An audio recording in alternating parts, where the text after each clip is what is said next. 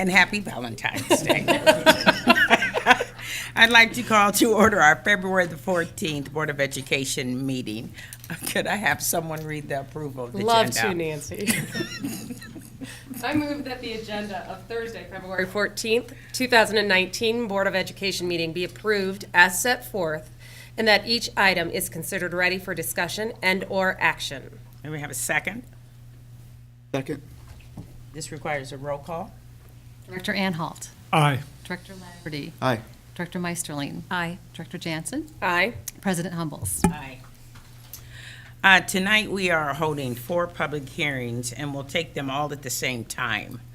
The first is for the sale of a piece of property and temporary easement at McKinley Middle School. Polk AEC Roof Improvement Project Bid Package 2. Jefferson High School and Franklin Middle School Roof Improvement Project Bid Package 3. And Kingston Stadium Bleacher Coating Project.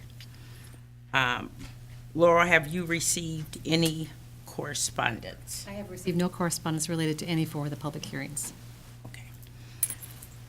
Are there any public, any comments from someone that would like to come up and speak?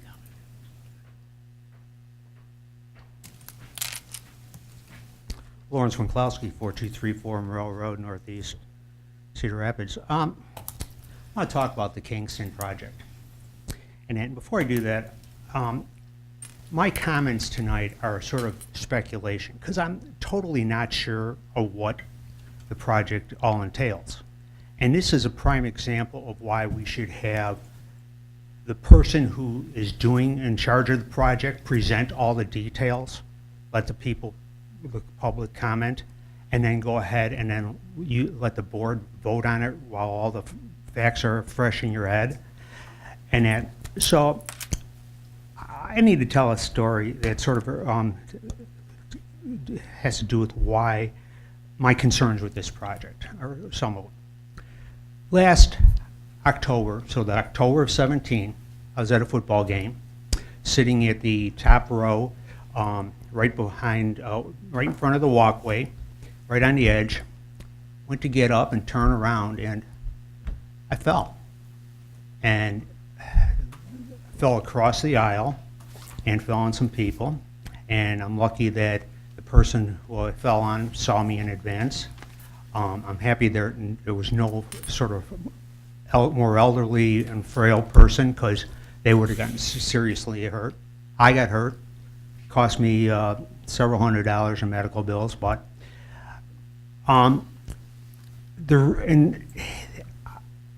there's a couple things that, that it could have been better. One is, when I started to fall, I reached up, there was nothing to grab.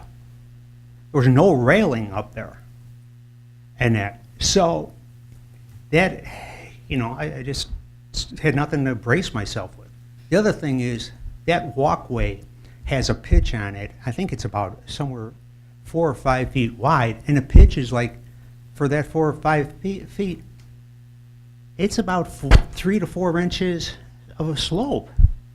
And, so when you make those turns and steps, whenever you're stepping up onto an uneven surface and you don't realize it, it's harder to grab your footing. I brought this to the attention of somebody who I thought was in charge. Didn't hear nothing back. Asked again, left a few phone messages, never heard anything. So unfortunately, I had to bring this in front of the public. So now what this has done is made this issue a larger liability for the school board or school district. If someone in the future gets hurt and nothing has been done to even look at it or address it, well, school district is increased liability, unfortunately. But I don't want to see somebody else get hurt. I don't want to see somebody falling and landing on an elderly lady who's there to watch her grandson or great-grandson's football game or sporting event, have somebody, some klutz like me, land on top of them, and break their bones. It just isn't right.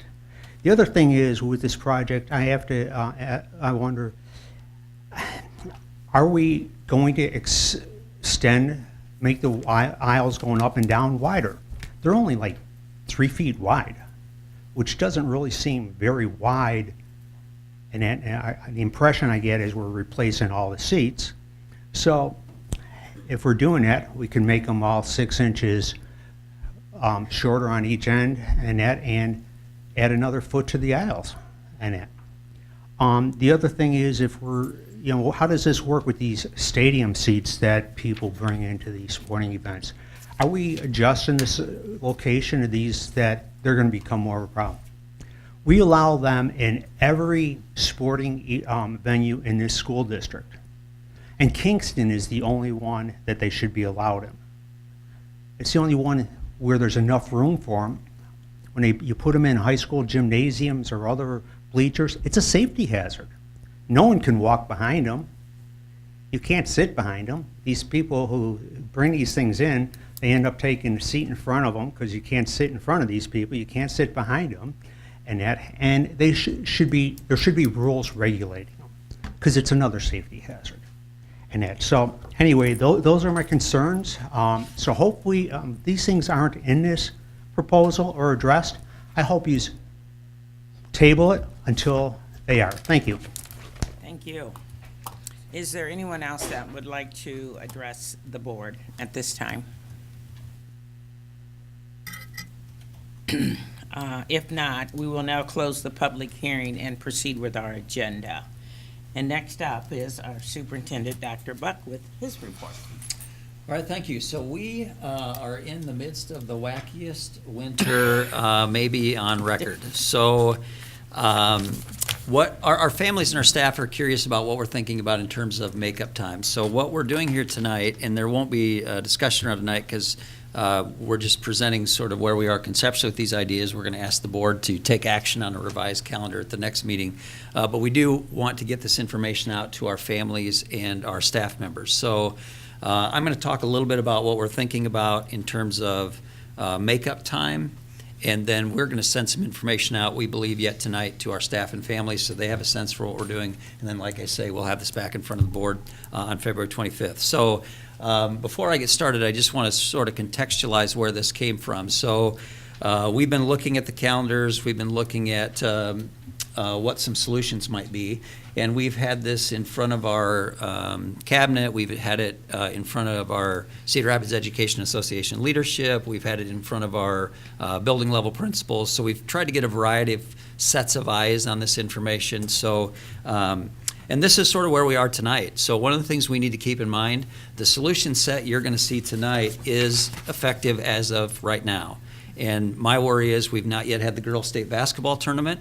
If you're familiar with the girls, it seems like there's always a snowstorm around the girls' state basketball tournament. But it's possible that we'll have more weather. But this at least takes us to our current state. One of the things you'll notice in what's being proposed tonight, one of our overriding themes when we've been meeting with groups is how do we get at some additional classroom time ahead of Iowa assessments, AP tests, and FAST. And you'll see how we try to attend to some of that in this plan. And then when we have surveyed staff and talked to others, the solution that seems the least favorable to people is adding 10 or 15 minutes a day to the school day. So that sort of ends up being a last resort in these conversations. So to get this started, one of the things that's important to keep in mind is students are on hours, so students need to attend 1,080 hours, and staff are actually on contract days. So the solution set for students and the solution set for staff is not the exact same thing, and you'll see how that unfolds here in just a couple more slides. So the students, what we're thinking about doing, so just to contextualize this further, there's an extra 26 and a half hours of instructional time beyond the 1,080 hours in our current model. We are 41 hours past those 26 and a half hours. So just to give you some additional context about where we are. So what we're proposing is we're starting March 1st, we are going to make our Fridays all day of school. So right now, Fridays are professional learning Fridays, and that's true of every Friday, and so students are released a little bit early on Fridays. And so by doing that, March 1st through May 10th, in tandem with additional makeup days, and those will be June 3rd, 4th, and 5th, we feel like we will be in good shape getting us to back to even on where we need to be with student contact hours. So for our families, when they receive this information, they're going to be told March 1st through May 10th, those Fridays are now full instructional days. And we'll also add June 3rd, 4th, and 5th on to the school year. Now, the next slide is important because it's possible we'll have additional weather events this school year. If we have additional weather events, what we're proposing is the following will become instructional days. So April 19th right now is a day on the calendar that's supposed to be a comp day. But what we're proposing is that April 19th, if we need it, will become an instructional day. If we get past the need for one additional day, then June 6th is the next option for a day, and then June 7th is the option for a day. If we get to the point where we get beyond 3 more days due to weather, then we're going to have to revisit this plan and start to talk about what that might entail. And what that could entail then is the extension of existing classroom days. There's still a few more Fridays left in May that maybe we could capture some time back. So there's still a little bit of flexibility left in this calendar. But as it sits today, this is what we would be proposing in terms of next steps in recovering time if we have additional weather events. Now, that's fairly straightforward. So the staff contract part is a little bit more complex. So what we think about is when we take all of this into account, there are 9 staff contract days that need to be resolved in our current state. And so the way we're going to get at that is we're intending to capture a day back. You may recall on December 4th, we had a situation in which the middle school and high school attended school. There was kind of a flash freezing on that day, you may recall that. And the elementary did not have school, so the elementary canceled. And so it's important to keep in mind that of our 3 grade spans, elementary, middle school, high school, elementary has currently the fewest instructional hours, so they're the group that guides this conversation. So we're going to capture the day back by counting what happened with middle school and high school, and we're going to count elementary conferences as instructional time, these conferences that are happening right now. We're allowed to count those as instructional time, so we're going to do that. So then we're also capturing a day, and what that means then is February 25th is already a comp day on the calendar and will remain a comp day for middle school and high school because they attended on December 4th. Because the elementary did not have school on December 4th, they will need to make up 8 hours for that day. It's no longer a comp day for them. So they can come in on the 25th and count those 8 hours to capture those 8 hours. Or if they've already got plans on that day and they would choose not to come in on the 25th, they can do that, but they'll need to record 8 hours of additional time beyond their contract time that they're working. Okay? So we're trying to leave them open to some flexibility, but also honor that that day could be, or they could do a partial day. I mean, it's all, so they could come in half day and then find 4 hours outside. Yeah, okay. So then 3 of those contract days are made up by student contact days on June 3rd, 4th, and 5th. So on that previous slide, you saw that we're going to be attending school on June 3rd, 4th, and 5th. And then what we've also agreed to is we're going to have 2 days made up by 16 hours of additional professional learning or makeup time that a staff member can choose to do. So that 16 hours for elementary teachers is in addition to the 8 hours that you see up there for February 25th. So what our real best hope would be there, because we're eliminating those Friday professional learning opportunities, a lot of what happens on Friday professional learning opportunities is time in professional learning communities. So what we would hope, at least some of that time would be, but it won't be required, is that staff would use some of that time in their professional learning communities so that we still get professional learning community time. It just won't be on Fridays because we're not going to have that time available on Fridays. And then there's 2 more days then that remain beyond that, and those 2 days will be additional days of professional learning at the end of the school year, and those are June 7th and June 10th. So that gets us back to even on the 9 contract days. So then the next slide would say, if there's weather to come after, and it says February 13th, and it's really the 14th because we didn't have weather today, thankfully. If April 19th becomes an instructional day, then June 11th becomes the comp day because April 19th is currently a comp day. If we go the 19th and the 6th, then June 11th becomes professional learning and June 12th becomes the comp day. Then you see where this is headed. June 7th becomes an instructional day. Yeah, so you're all following along at this point. Yeah. So it's very complex thing. We've honestly tried to boil it down to what is sort of the most reasonable and able to be made sense of. And like I say, in following up on this meeting tonight, we're going to send something to families so they know sort of in fairly brief fashion what we're thinking about, and then what staff as well. And then always keeping in mind that there's the possibility of more weather to come, and if so, that will impact the schedule in ways we've described here. So, so the board, you guys can be kicking that around and thinking about that some. It's between now and February 25th. And then I have a couple of other comments while I'm here. Is that available? Yeah, so let's do that. Not that all this weather stuff hasn't been just a blast, but it was recently announced that Kennedy High School's Aaron Stecker has been named a finalist for the National Coach or Athletic Director of the Year by the NHSACA. This is quite an honor, as there's only 8 finalists in the entire country. As a finalist, Aaron has the opportunity to attend the NHSACA National Convention and National Coach of the Year Awards Banquet in June. Kids on Course, a program created by Zach Johnson Foundation, works in partnership with the Cedar Rapids Community School District to address the academic achievement and opportunity gaps that impact children living or near poverty and put them on course for post-secondary success. And they're extending to Hoover Elementary starting in the fall of 2019, so that's a great news piece. And finally, with Magnet School Lottery open, it's especially appropriate timing to celebrate the recent news that Kenwood Leadership Academy and Johnson STEAM Academy have both received the National School of Distinction Merit Award from Magnet Schools of America. These schools are judged and scored on their demonstrated ability to raise student academic achievement, promote racial and socioeconomic diversity, provide integrated curriculum instruction, and create strong family and community partnerships that enhance the school's Magnet theme.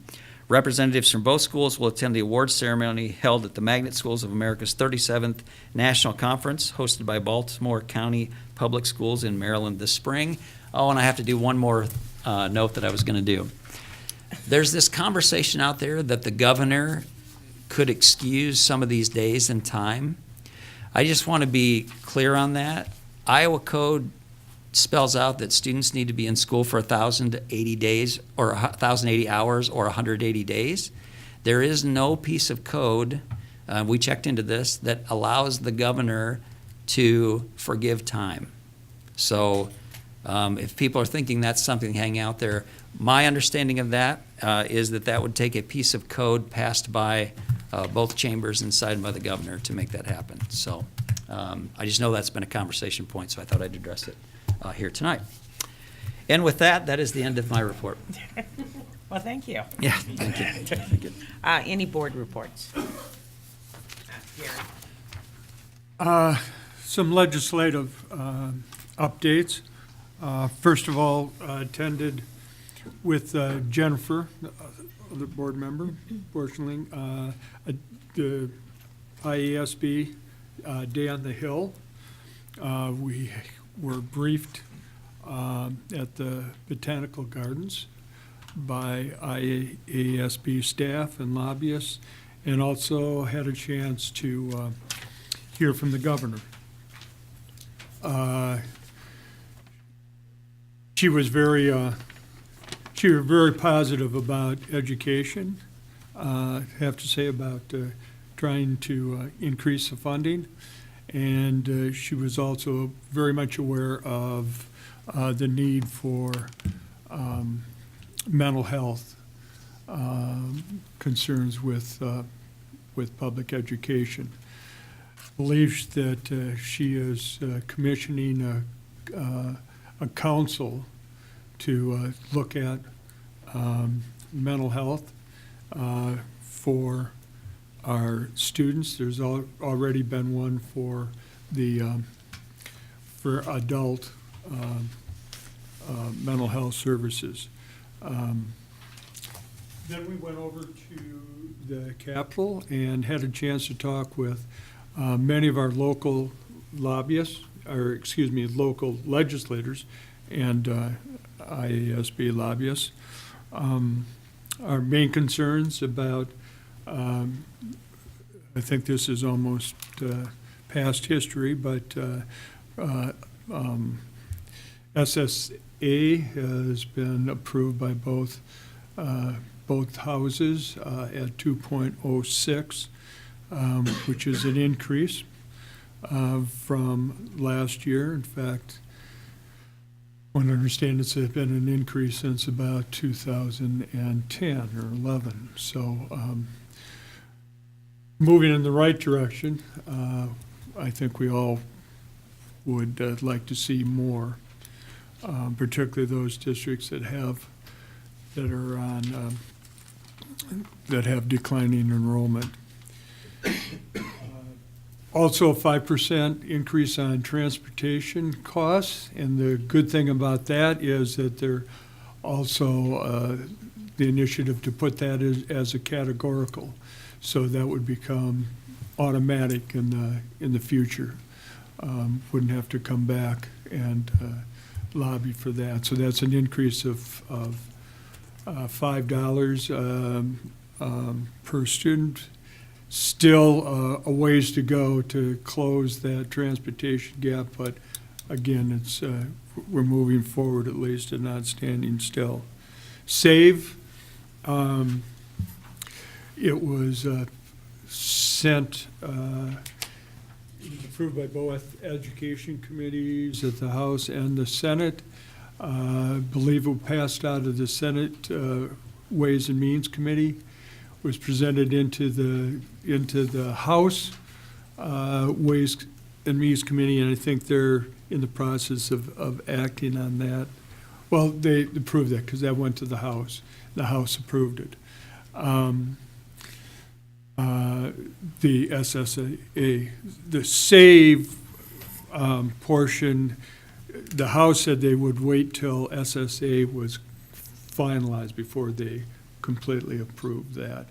And I think I probably have mixed both of those terms, SAVE and SSA, together. But SSA is finalized, SAVE is on its way and should be within the week or two.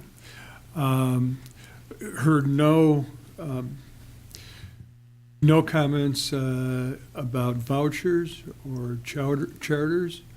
In fact, we heard that both the Speaker of the House and President of the Senate have said they wouldn't bring it to the floor even if a bill did generate here. So that's good news. A lot of positive things early on, and it looks like they're going to come very close to, if not finalizing SSA under the rules that govern SSA that is supposed to be finalized in the first month or so of the term, and that's all positive. But there's still a lot of hesitant a little bit now that those major things are off the table. There's still a lot of time for them to continue to generate legislation. So I think we need to continue to be watchful as we move forward and see if anything else moves forward. I do have to say that there was introduced by one of our local legislators a bill to increase funding for districts that have increase in free and reduced lunch, which would be very helpful. Again, it was introduced. Whether or not it sees any light, we'll see. I think one of the next major things is to pay attention to in March when the revenue sharing committee gives their spring or the final report for this session. If it's lower than what they said in January, then they have to go back and redo the budget.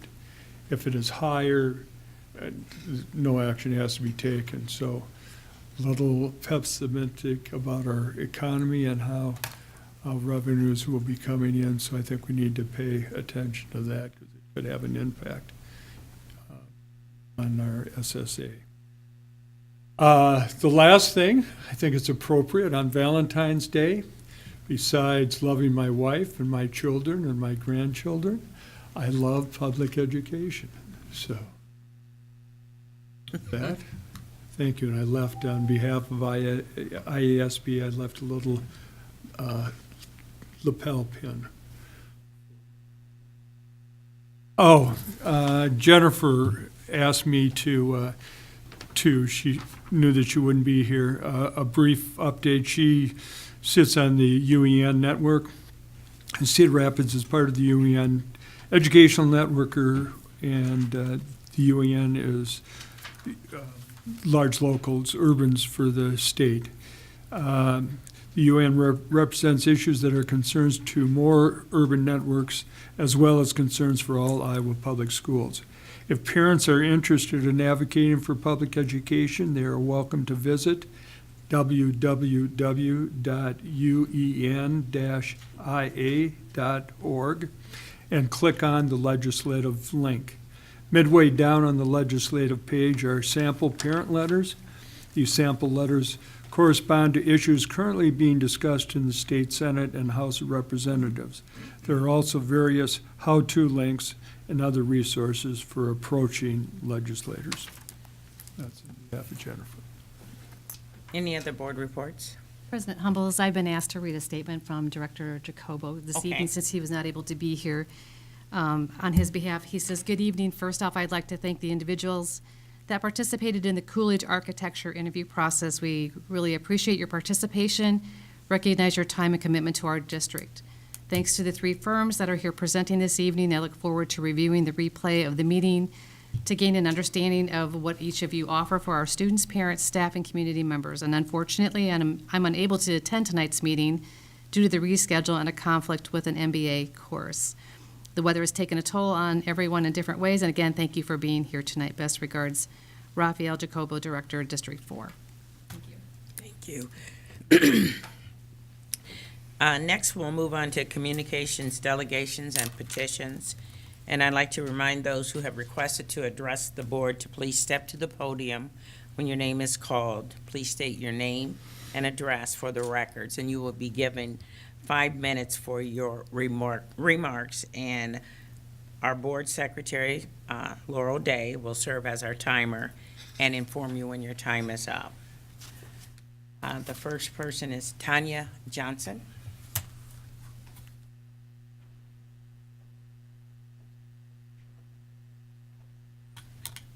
Good evening, Tanya Johnson, 3816 Riverside Drive Northeast, speaking on behalf as CREA, Cedar Rapids Education Association President. I just wanted to, in front of everyone, thank Noreen Bush and Dr. Buck for giving us the opportunity on Tuesday to come into school on a district closure day and discuss what we were going to do about these winter weather events.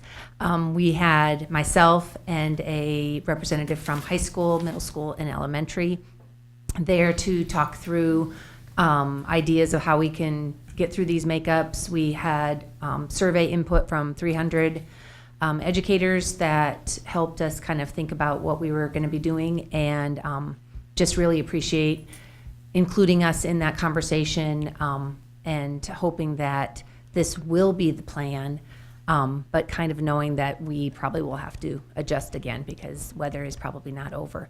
Also, just to speak to anyone who's watching this later to find out what the plan is, remember that being able to understand all of this right now may be a little tricky, but let's wait until March or spring break or April when we know for sure what is going to be the plan, and then we will make sure that everything is done in the right way and that we all understand it. So thanks very much. Next is Dawn Stout.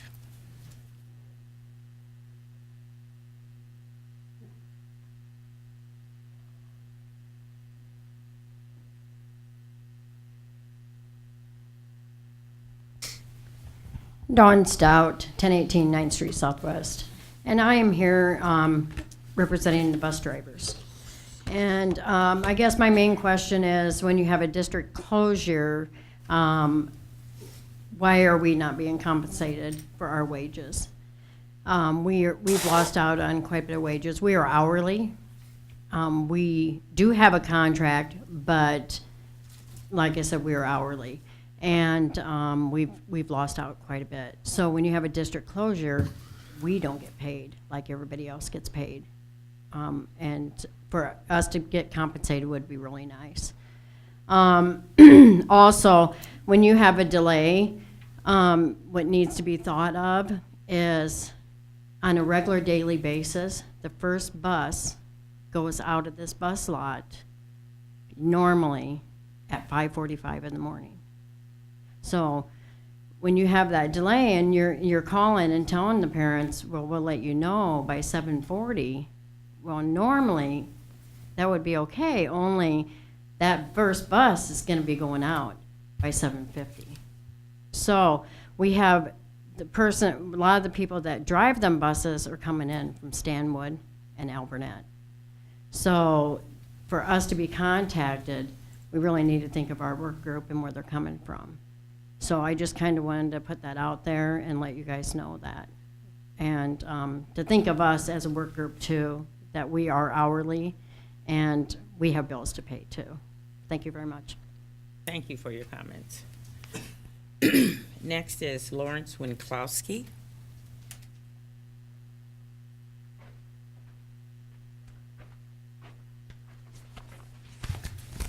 Lawrence Winklowski, 4234 Merle Road Northeast. Board-appointed committees is a misnomer. The reality is they are committees created at the board's request, and then the board disapproves them. Does the board read the committee membership list and understand how the committees are chosen? Some committees that the board has approved are chosen by non-district employees, and another does not follow the posted makeup of in respect to gender, ethnic, students, and other requirements. Since these committees must comply to the open meeting statutes and regulations, there's one committee that I could not find any record of recent activity. Should it be disbanded? I have concerns with the policies and guidelines that govern the board-appointed committees and believe these concerns need to be addressed. The following needs to be defined for each committee: how many members are on the committee, how the committee members are chosen. I believe they should only be chosen by school district employees.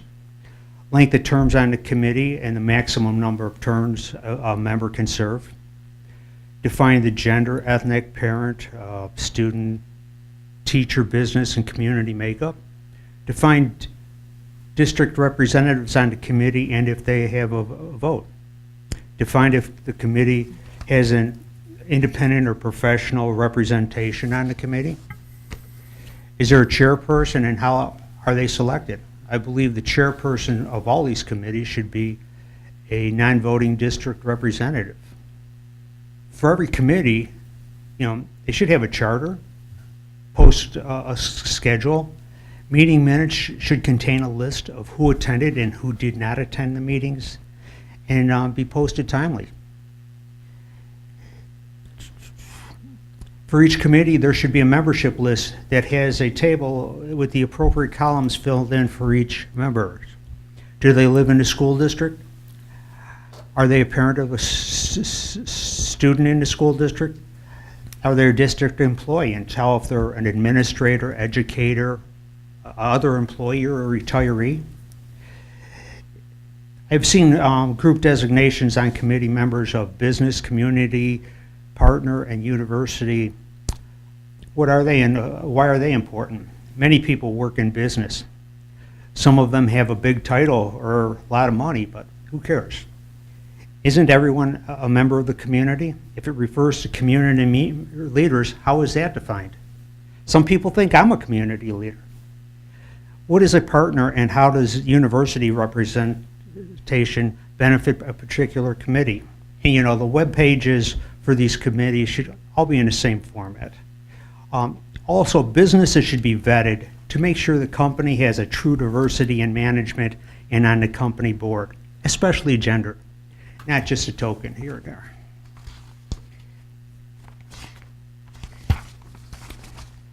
And please vet member attendance.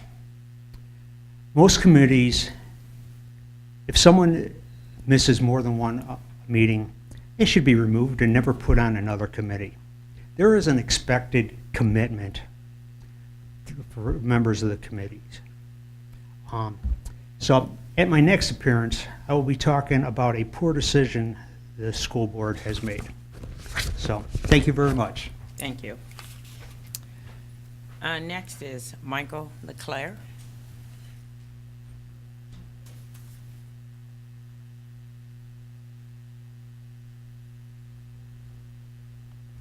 Hi guys, my name is Michael Leclerc. I'm here on behalf of Martin Gardner Architecture, 700 11th Street, Suite 200 in Marion, Iowa. And I come just to voice some concerns about the public procurement process and how it was handled for Coolidge Elementary. First of all, I want to make clear I'm not here in an adversarial fashion or to stall or delay the process in any regard or to cry over spilt milk. You guys have great finalists, and we wish them the best of luck. I did likewise want to address the committee issue, specifically the pre-selection committee issue, and how it was worded in the RFP. Their role and designation was kind of vaguely defined. They were referred to as district staff, an independent team, and then in the timeline they weren't even referenced at all.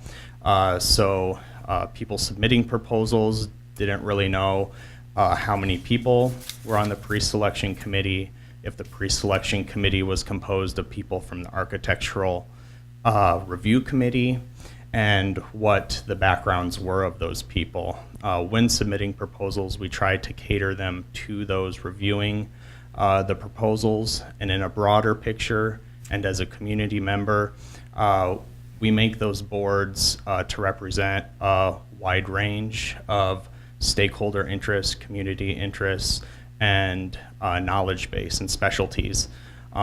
And then cutting that review board down to only several people, although qualified in their own regard, cuts down on the representation from the community and from the district.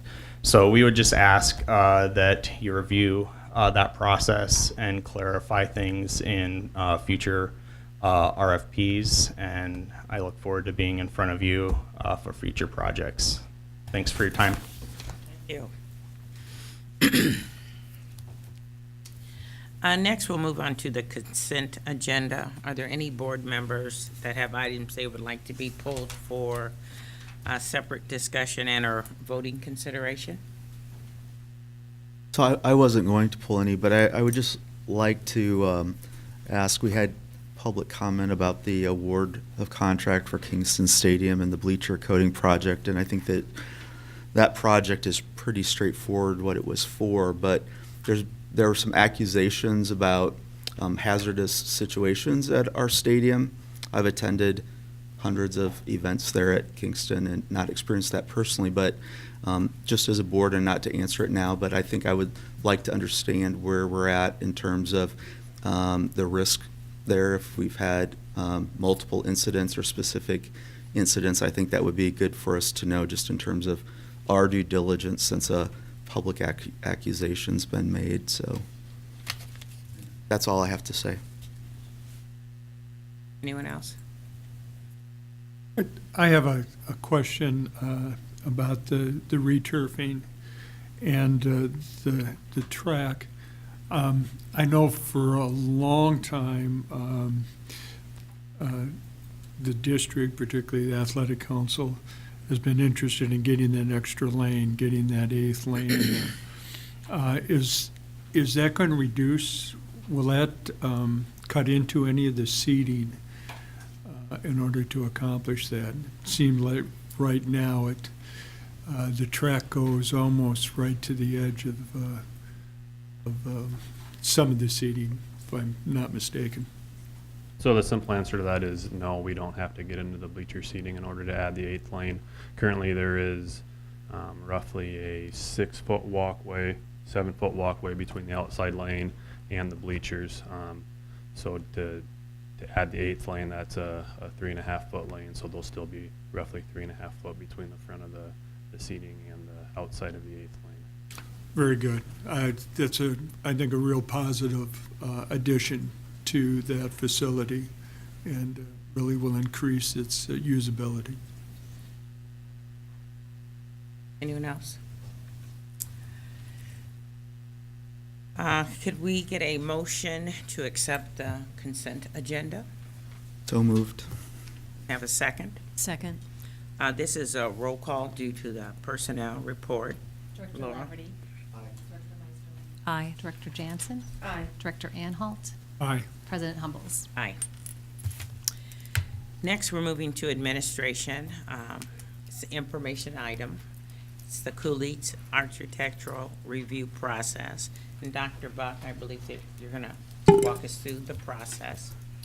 Yes, so I'm going to give a little bit of framing, so the board would be aware of these steps, but want to just make sure it might be helpful to kind of frame how we arrive at this point this evening. So at the November 2008 board meeting, we gave an update to the board on the facility master plan and kind of where things sat at that point.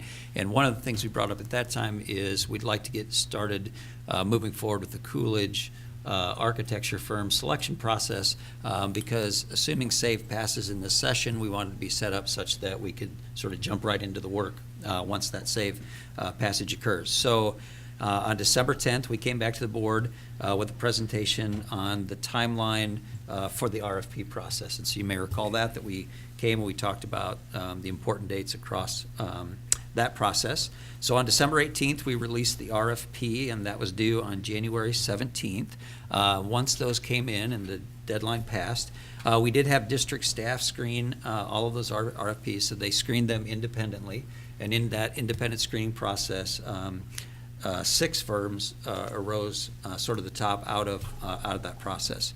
So the committee interviewed those 6 firms on January 31st, and from those, the top 3 emerged, and they are with us this evening. So this is the recommendation out of that committee that did the actual interview process. And what I would want to say, and it's been said this tonight, and I would absolutely echo it, so this is a number of highly qualified firms that came into this process. So we have 3 great firms tonight, and we heard from a number of other great firms throughout this process. So and I would say all these interviews that we saw, all of the interviews were strong. These 3 groups were especially strong, is what I think sort of emerged out of that. So with that, we have the firms with us tonight. They are going to, and they know this, or I believe they know this ahead of time, they are going to get 30 minutes.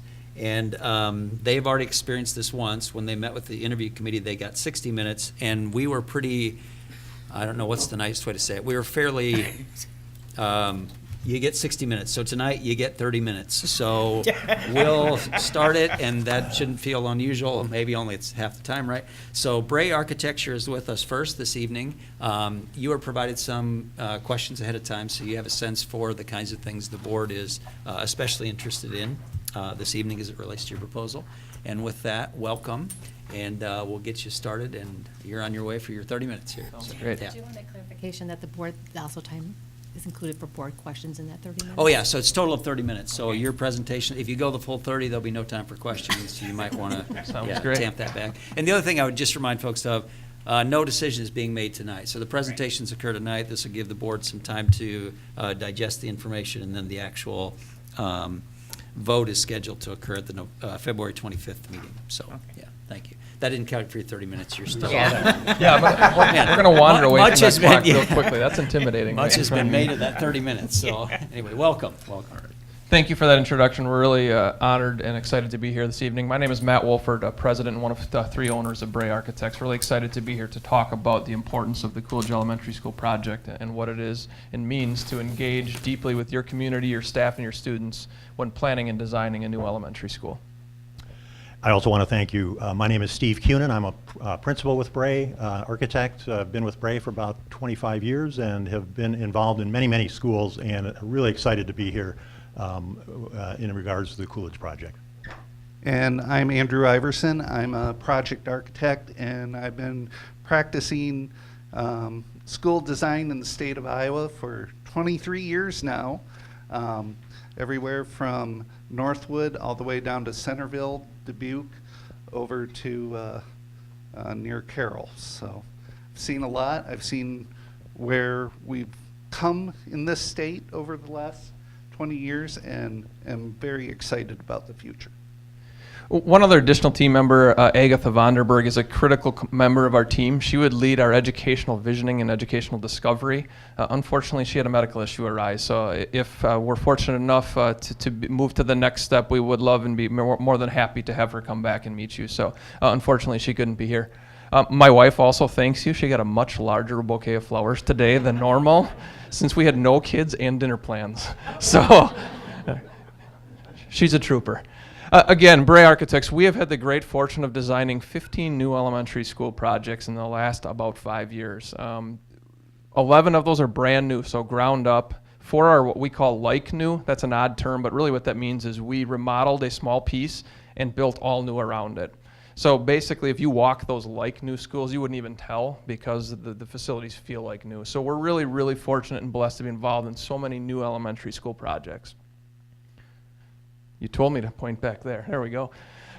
Little summary, 10 of those projects are completed, 2 are under construction, and 3 are planning and design. So we have got experience all over the board, from completed operational, where we go back and we talk to staff and students and understand how they're supporting teaching and learning, to projects that are currently in design and understanding what's changed, even in the last 5 years, and how teaching and learning has changed.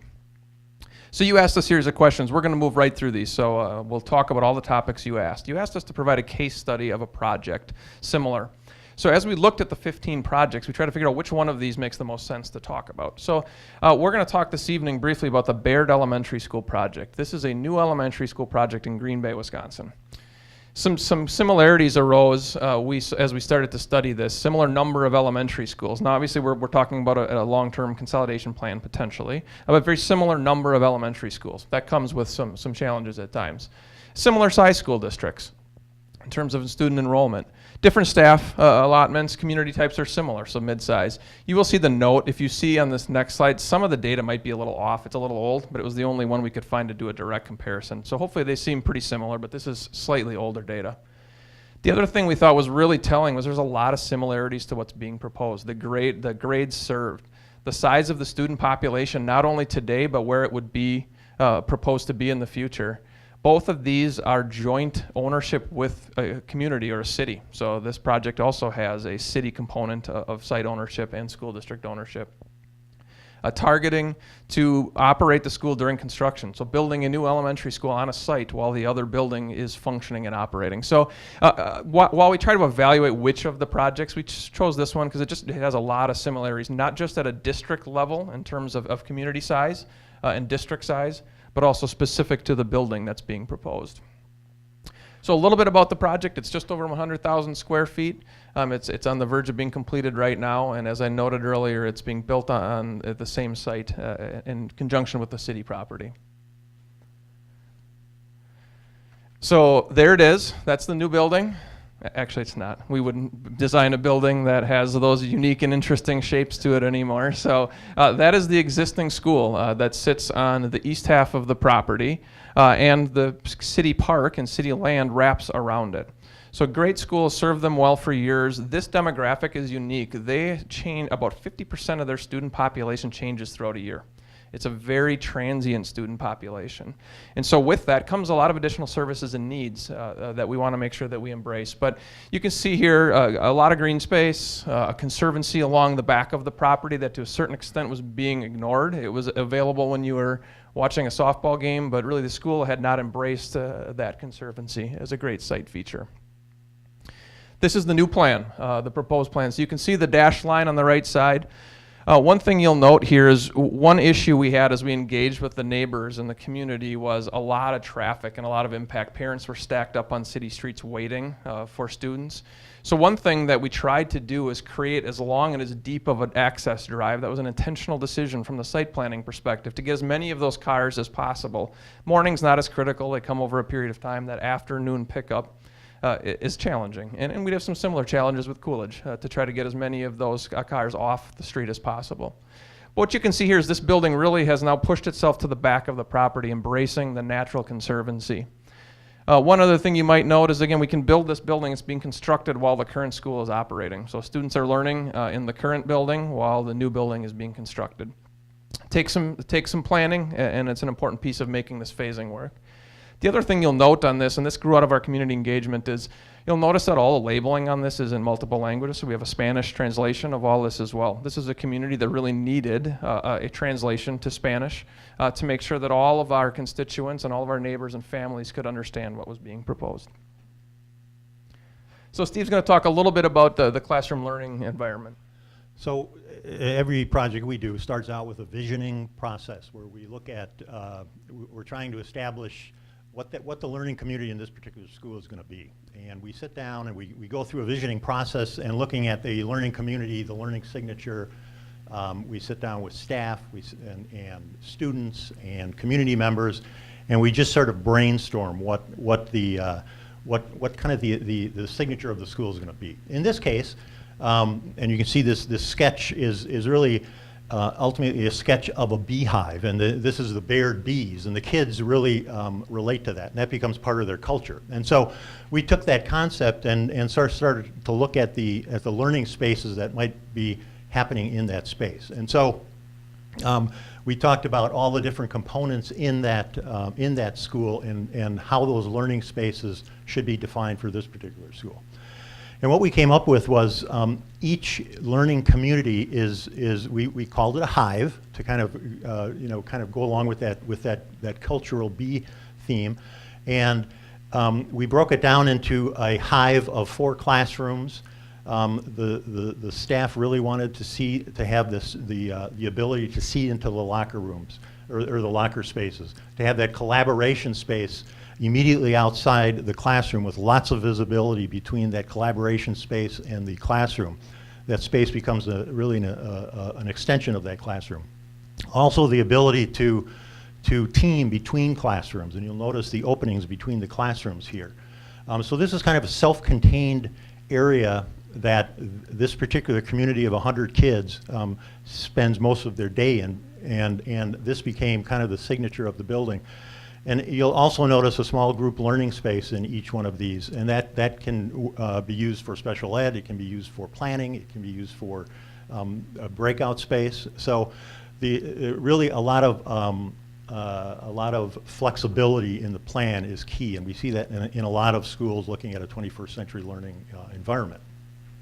And so the process we went through, we wanted to make sure, and anytime we start a new project, just because a physical building is old, there are cultural components and things that they're doing as a staff and as a group of educators that are really working, and we can't ignore those. We need to understand them so that as we transfer to a new building and move, we don't lose the great components and qualities of their culture, and we can hopefully amplify them and provide a building and space that better supports those things. An additional question was regarding energy and maintenance, two really separate topics. So specific to the Baird Elementary School project, this building relied heavily on the use of natural light. Every occupied space within this building has direct or indirect natural light to it. The entire building and site is all LED lighting. It's pretty common now. It wasn't the case 3-4 years ago, so a key piece of this project. Lighting controls, not just occupancy when you leave the room. If the lights are on, they turn off, but also dimmable lights. So along the outer banks, as natural light is filling those spaces, the lights are dimming or turning off. Great energy saving feature. We've studied a lot of school design, so we do energy modeling for almost all of our projects, and what we've learned through that process is there's a point of diminishing return on a lot of investments. So at some point, roughly R23 in insulation, technically in our world what that means depends on the type of insulation, but once you get beyond R23, the natural reaction is the more insulation the better, keep adding more. There's actually a point where you're spending more money than it's worth, you're not going to save as much. So we understand that through modeling and through analyzing building performance to make sure that we're bringing that to every project. Same thing then comes with HVAC systems. This client, quite frankly, wanted to do a very efficient building. It's not the most efficient building we've ever done. This building has a 30% EUI, so it's about 30% more efficient than building code, which is good. It's still a very efficient building and is going to operate at a higher level than any other elementary schools they have in the district. So this is sticking to the case study. We are really excited. We're doing the first net zero elementary school in the area. So this will be a school that produces as much power through solar and other means to offset all of the power it consumes in a given year. So exciting project, it's on track. It's not this one, so we didn't want to confuse the case study piece of it, but it's really exciting. In the end, we really listen to our clients and we'll achieve from, in this case, a very good, solid, energy efficient building to net zero and everything in between. And really that's partnering with our clients to understand your goals for energy consumption.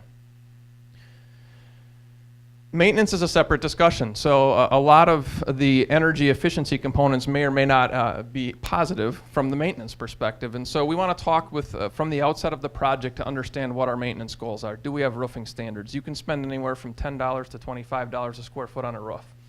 There's different qualities that come with it. There's different maintenance requirements. So understanding goals when it comes to maintenance. A lot of our clients are trying to move away from floors that require waxing. I'm sure if you go to your schools, every classroom's cleared out, you're stripping and waxing. It's a full summer effort and it's really intense and impacts your operating budget. So making sure we do as much of that as possible.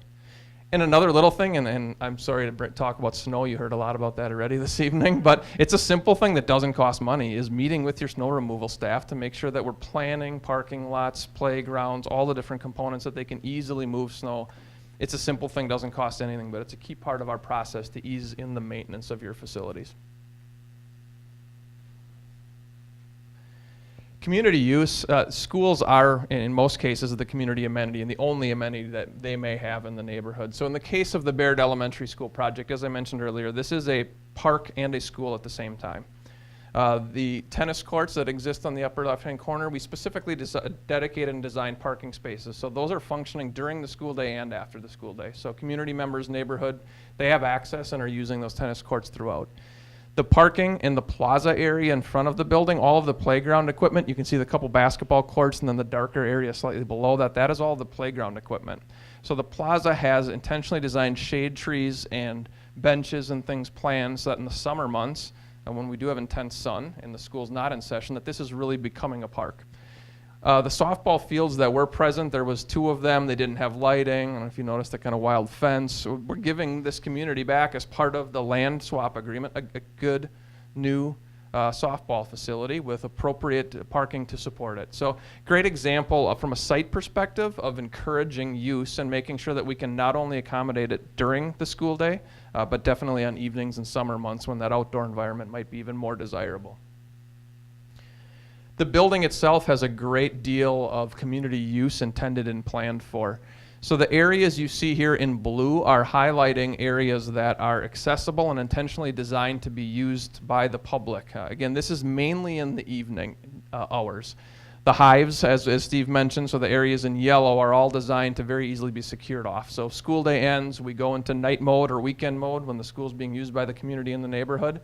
All of the areas in blue are readily accessible and available for them.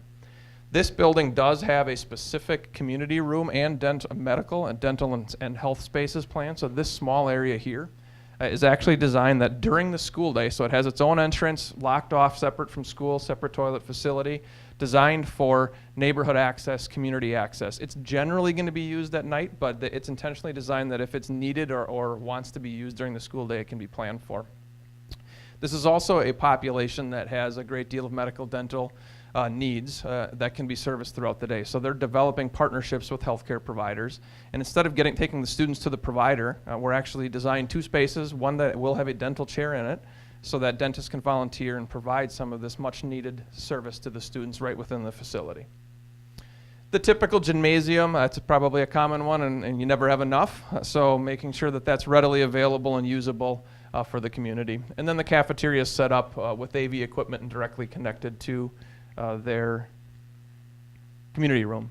On the second floor, and actually this is not typical, I would say, this district, Green Bay, wanted a lot of access. Typically we would try to restrict often access to second floors. The library is a huge part, and this was culturally part of their existing building. The library was a hub of activity and action. It's on the second floor, so we've worked with them to make sure that that continues to be available. The other piece is 2 classrooms. They do a lot of English as a second language instruction, not only for parents. And so there's 2 specific rooms designed and dedicated to support community programming and community education within this building. Safety and security, obviously a topic that's front of mind whenever we're designing or planning a new school or a remodeled school. Some of the things you see on the left are commonplace, so that the secure entry sequence, something I'm sure you work hard to have in all of your facilities already. There's probably 7 different versions of that are all effective, and what we want to do is work on what's a great way to make a facility secure but also make it welcoming. We want to make sure we find that right balance between welcoming, encouraging families to come be part of their child's education, but make sure it's safe at the same time.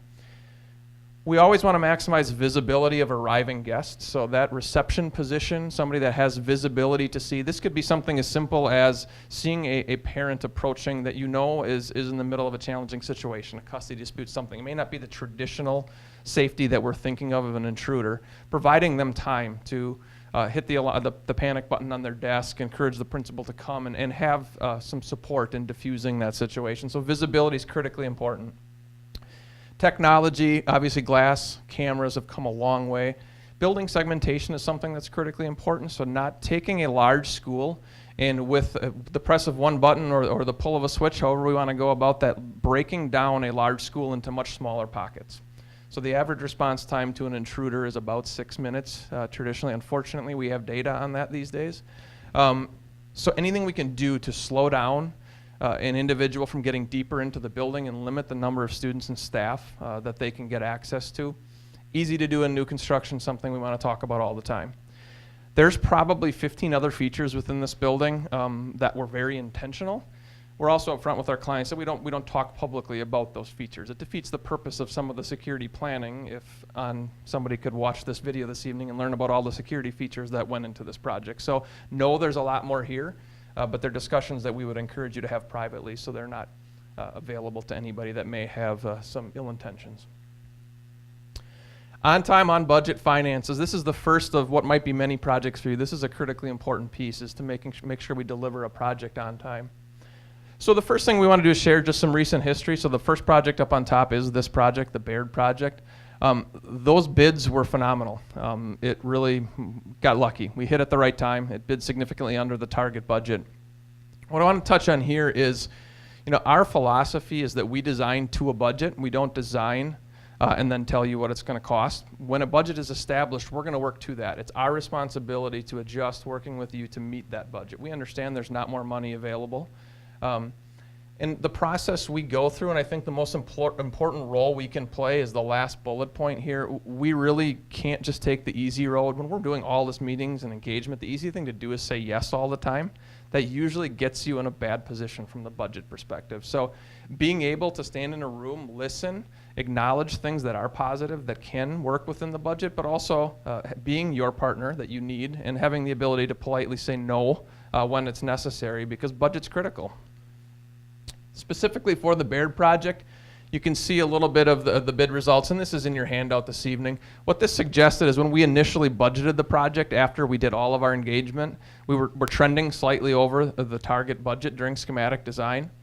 And throughout that process, you can see 50% construction documents, 90% in bid results. We constantly were working that project back down towards the budget. And as you can see in the end, we're well below the target budget. So great story, great building project. This in the end allowed the owner to add back some things. So they had some vision for a slightly nicer roofing system. They wanted some terrazzo floors, which had more longevity and less maintenance. And so fortunately in this case, we were able to get those back into the project. It's about 70% complete right now.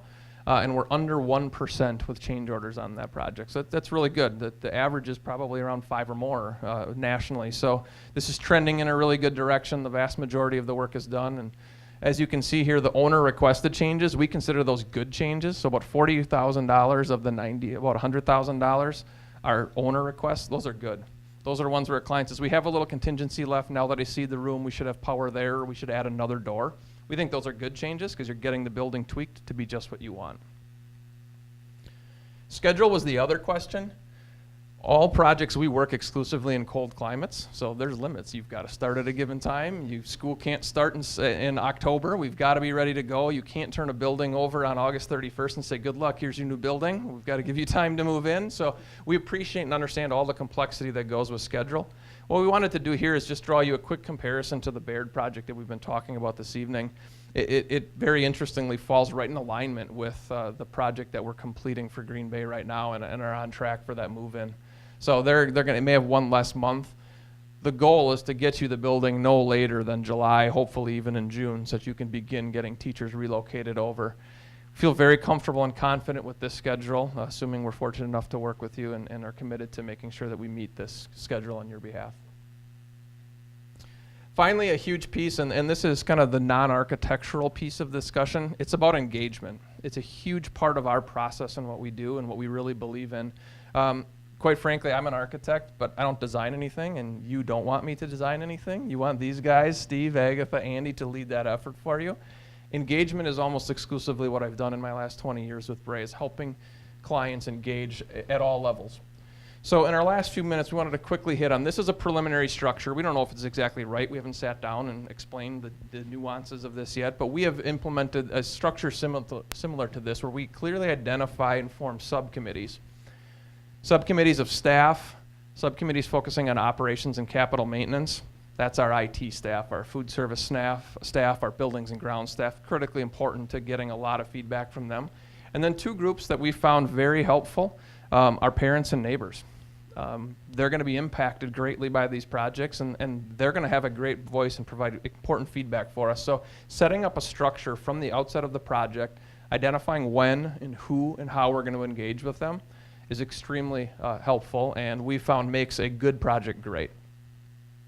These are a few quotes from the principal and associate principal at Baird, just speaking to how this process worked for them. We had a very similar process of parent engagement, staff engagement, a neighborhood engagement, and I think the key is that we asked for and encouraged feedback from all stakeholders. I think that's something you should expect and encourage your architect to do. And the final one, I think, was we value the opinion of all stakeholders. It's important that we listen. We've designed hundreds of schools, but it's shocking how even if you've designed 100 schools, something, many times multiple things, comes out of that engagement process that we hadn't considered or thought of, and makes, again, your project go from good to great.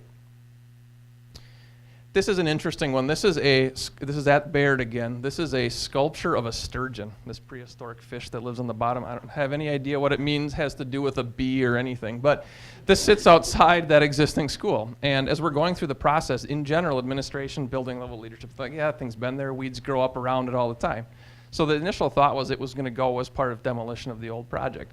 As we got into parent engagement, community engagement, neighborhood engagement, come to find out, this was a student-led project with a volunteer group. So if you see the site plan, there's a little white piece that looks like more like a dolphin than a sturgeon on the site plan.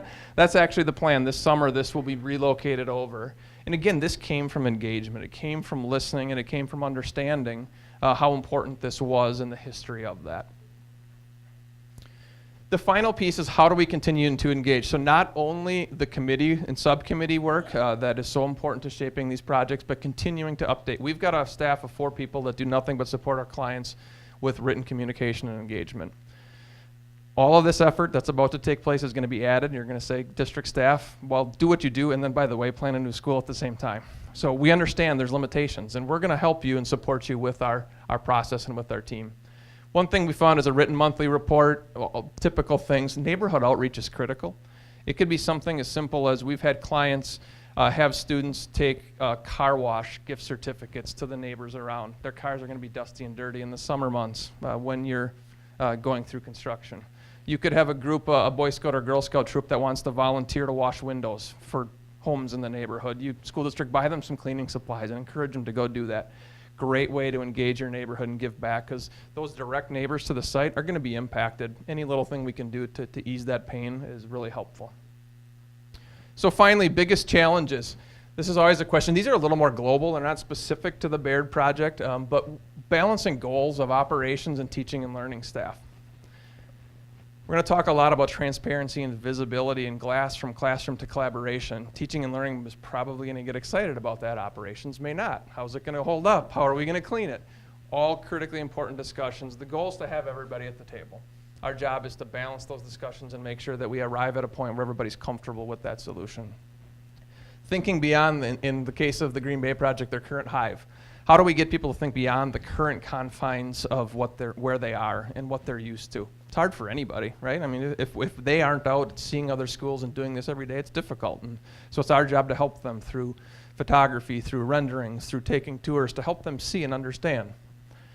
Finding common direction among varied opinions. This is probably a common one. We're not great at it in Washington these days, but we're going to be good at it with the Coolidge team. There's going to be different opinions. We're going to have staff members that think small group instruction is irrelevant and unimportant. We're going to have others that think it's extremely important. That's good. We need the feedback from multiple stakeholders. The fourth bullet here, creating spaces that embrace teaching and learning today and tomorrow. That's really about flexibility. We can't design a space for today. We have to design a space for the next probably 5 to 10 educators and the next 500 kids that are going to learn in that classroom or that space. So we have to get staff and work with staff to think beyond them. The final piece I would say, and this is something we've learned a lot, is as we engage parents specifically, it's shocking how they're interested in a site plan and a floor plan and a building. They're really interested in the stuff that isn't architectural.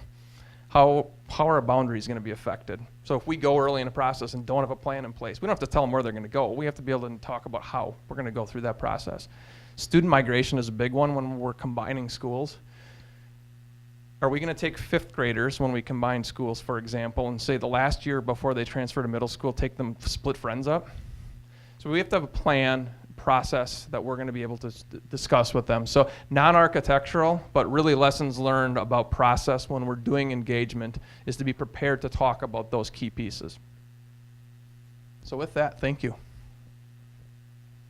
And there's 2 minutes and 50 seconds left. In case you're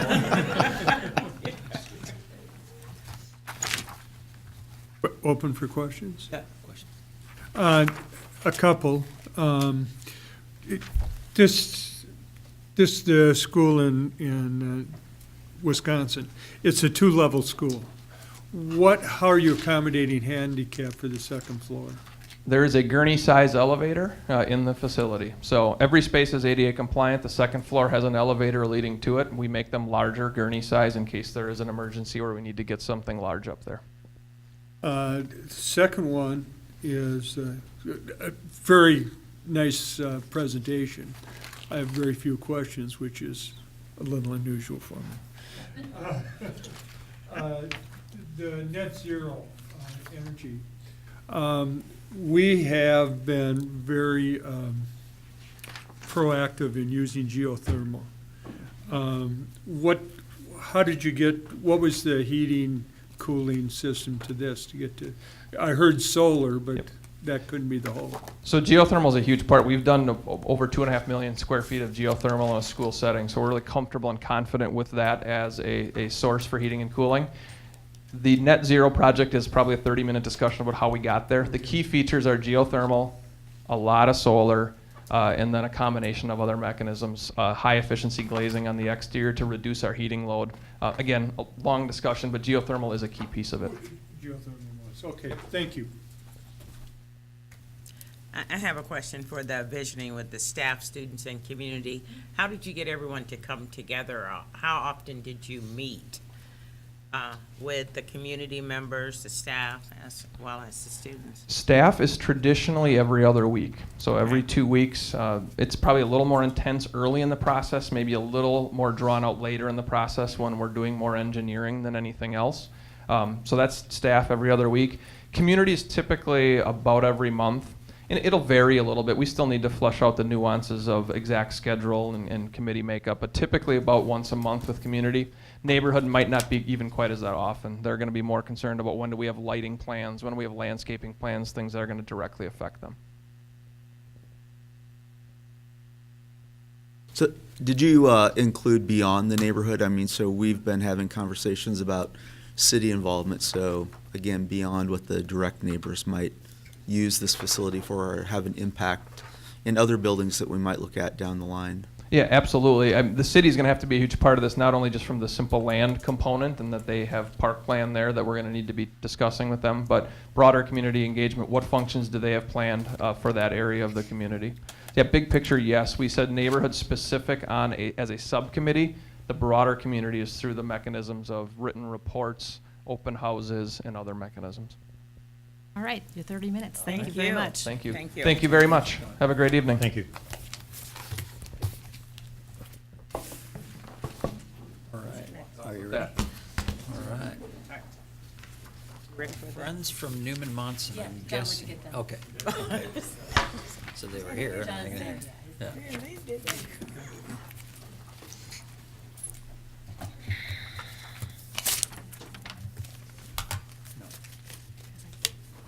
You have enough water?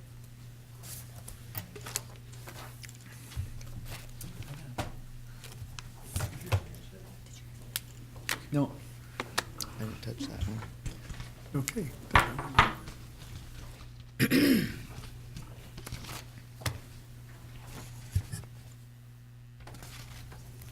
Good evening and welcome.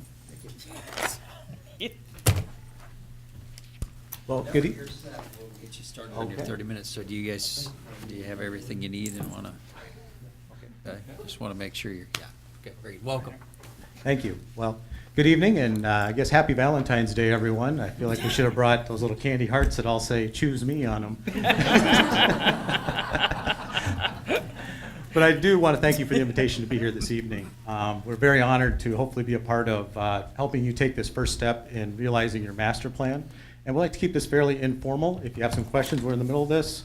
We can adapt and adjust anything. We just want to make sure everything's understood here. So hopefully I can get to the first things. I'm Dave Zarodnik. I am the principal at Newman Munson Architects, and I will be the principal in charge of your project. And I am a product of the Cedar Rapids Community School District. From Hoover, Taft, Jefferson, graduated class of '88. I'm proud to say that I'm a member of this clan here. So Coolidge, though I did not attend there, does have a special place in my heart. As I was growing up, my mother was a lunch lady there, so I'm really passionate about hopefully helping you take this first step. I have 5 children that I've brought up through the district. 2 of them are still at Wash, working on becoming future-ready learners here. So with that, I will say that throughout the years as a parent volunteer, I do recognize the challenges that our current facilities pose to the learning environment. And I applaud you on this bold step you're taking with this master plan. I wholeheartedly support it, and I passionately want to give back to my community by being a part of this. With me this evening is Jesse Bowman. Jesse will be your project manager. And Sally Obernolte, she is actually our K-12 specialist at Newman Munson. And then Nick Lindsley is our project architect. Nick is also from the Cedar Rapids area, although he's a graduate from Linn-Mar, and hopefully you won't hold that against him. But and then also we have Amy Gould here. She is our interior designer. These people here before us are also ingrained in K-12 education, not just in their work. Their parents were educators, their spouses are educators, and aside from me, all the rest of them, their kids are still in the elementary school, so they still have a ways to go with all of this. I thought it was very important that we're all here together today supporting or presenting to you, because this is your project team. This is a team that will be with you from the time we put together the RFP to the time your building is dedicated, and even beyond. But it's very important that we stay with that level of commitment to you throughout there. There is no pass-offs, no handoffs during construction or anything. That is critical so that at the no early design ideas or thoughts are lost in that process. We are committed to building the best possible learning environments we can. Oops, I got to go across. There we go. Newman Munson was founded in 1977, and since then we have had the privilege of building partnerships with school districts across the state. We're committed to providing the best possible learning environments. In fact, 48% of our portfolio is actually in the K-12 market over the last 40 years. And now we'd like to share with you one of those learning environments that we've developed.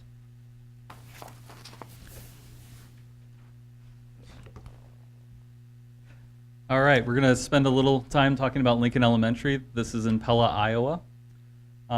It should be said that when we started this process, they wanted a very community-centric neighborhood, and they also identified a 21st century learning environment.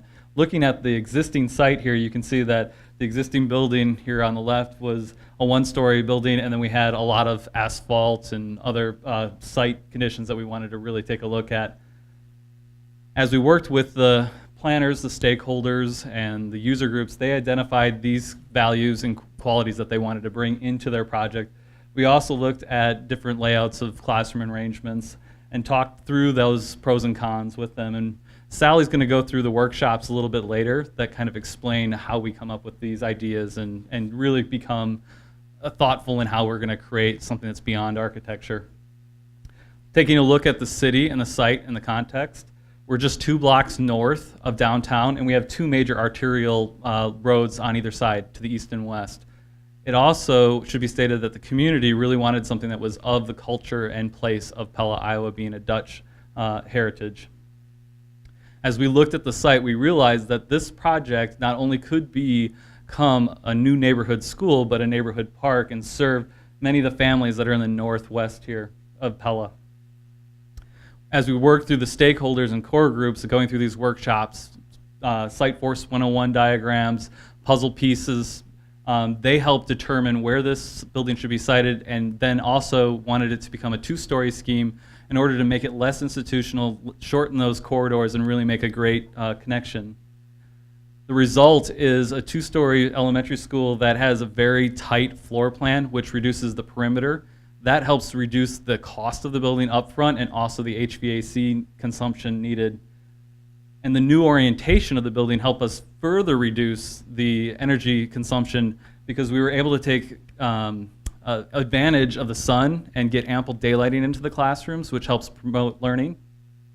And in the future, we've set them up to be able to install solar panels, which will help also reduce their operational costs.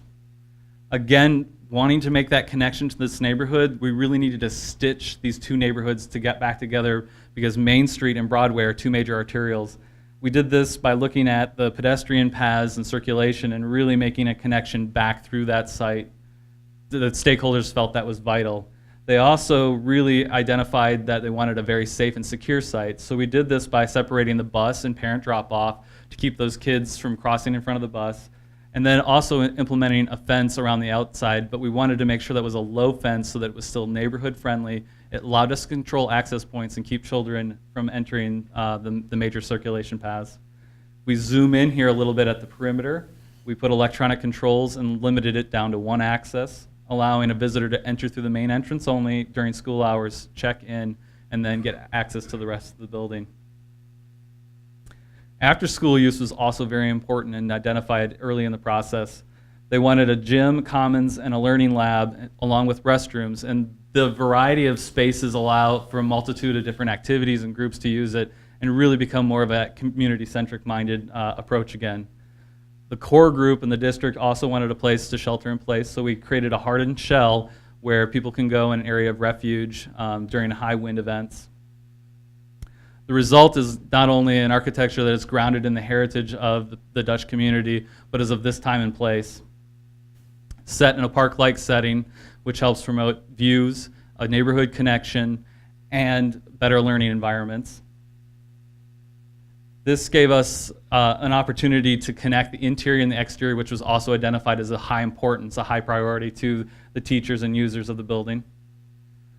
And it also was, we were able to reflect that Dutch heritage, the ends of these buildings, and that Pella Lincoln pride that was going on with the mural of President Lincoln here at the main entrance. All of this combined to create an approachable neighborhood anchor in Pella, Iowa. As we move inside Lincoln Elementary, we consider every space a space for learning. So this is a list of all the elements that we know we have to get right in order to have a successful learning environment. In an elementary level, we want to make sure that they have great acoustics, considering the fact that those students' ears are still developing. So we want to ensure that they're hearing their teachers and what they're learning so that they can be successful. Inside the classrooms, you're looking for adaptability and flexibility. Flexibility is coming through the furniture, tables and chairs that can slide around. The bookcases in this environment have casters on the base of them with a concealed, so they can slide around. And then the adaptability comes through the walls. You'll notice throughout Lincoln Elementary that they are a drywall instead of a concrete block wall that is traditionally used in a classroom environment.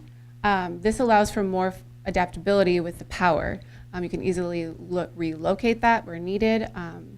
It's also a less cost to move a drywall wall compared to a concrete block wall.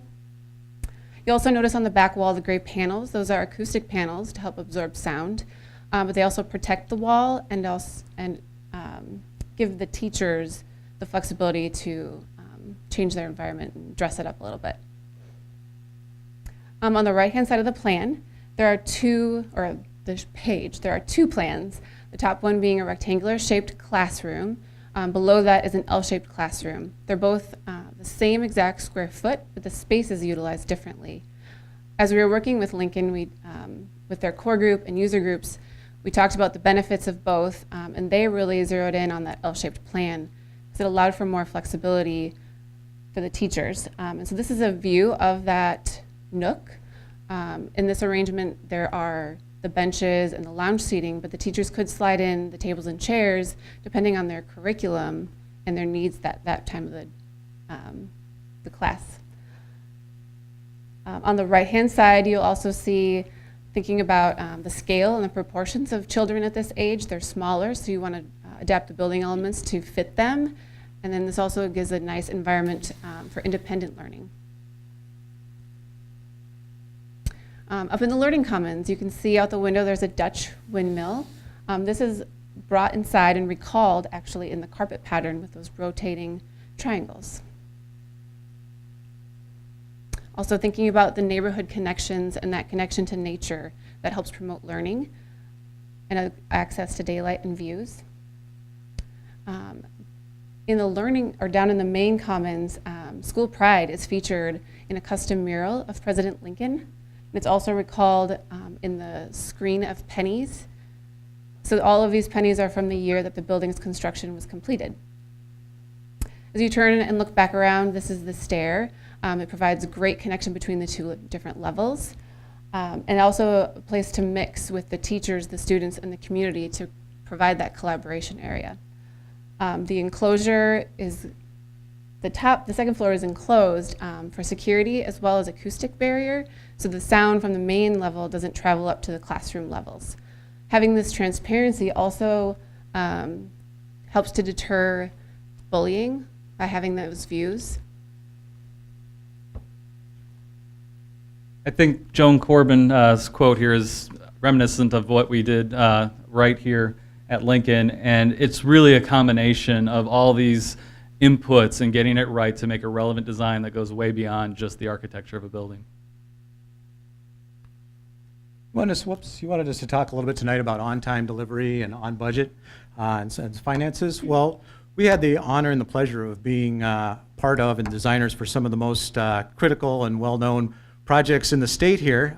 We did the first Kinnick remodel. We're in the middle of the north end zone, and we also did the south bowl end zone over for the Cyclones.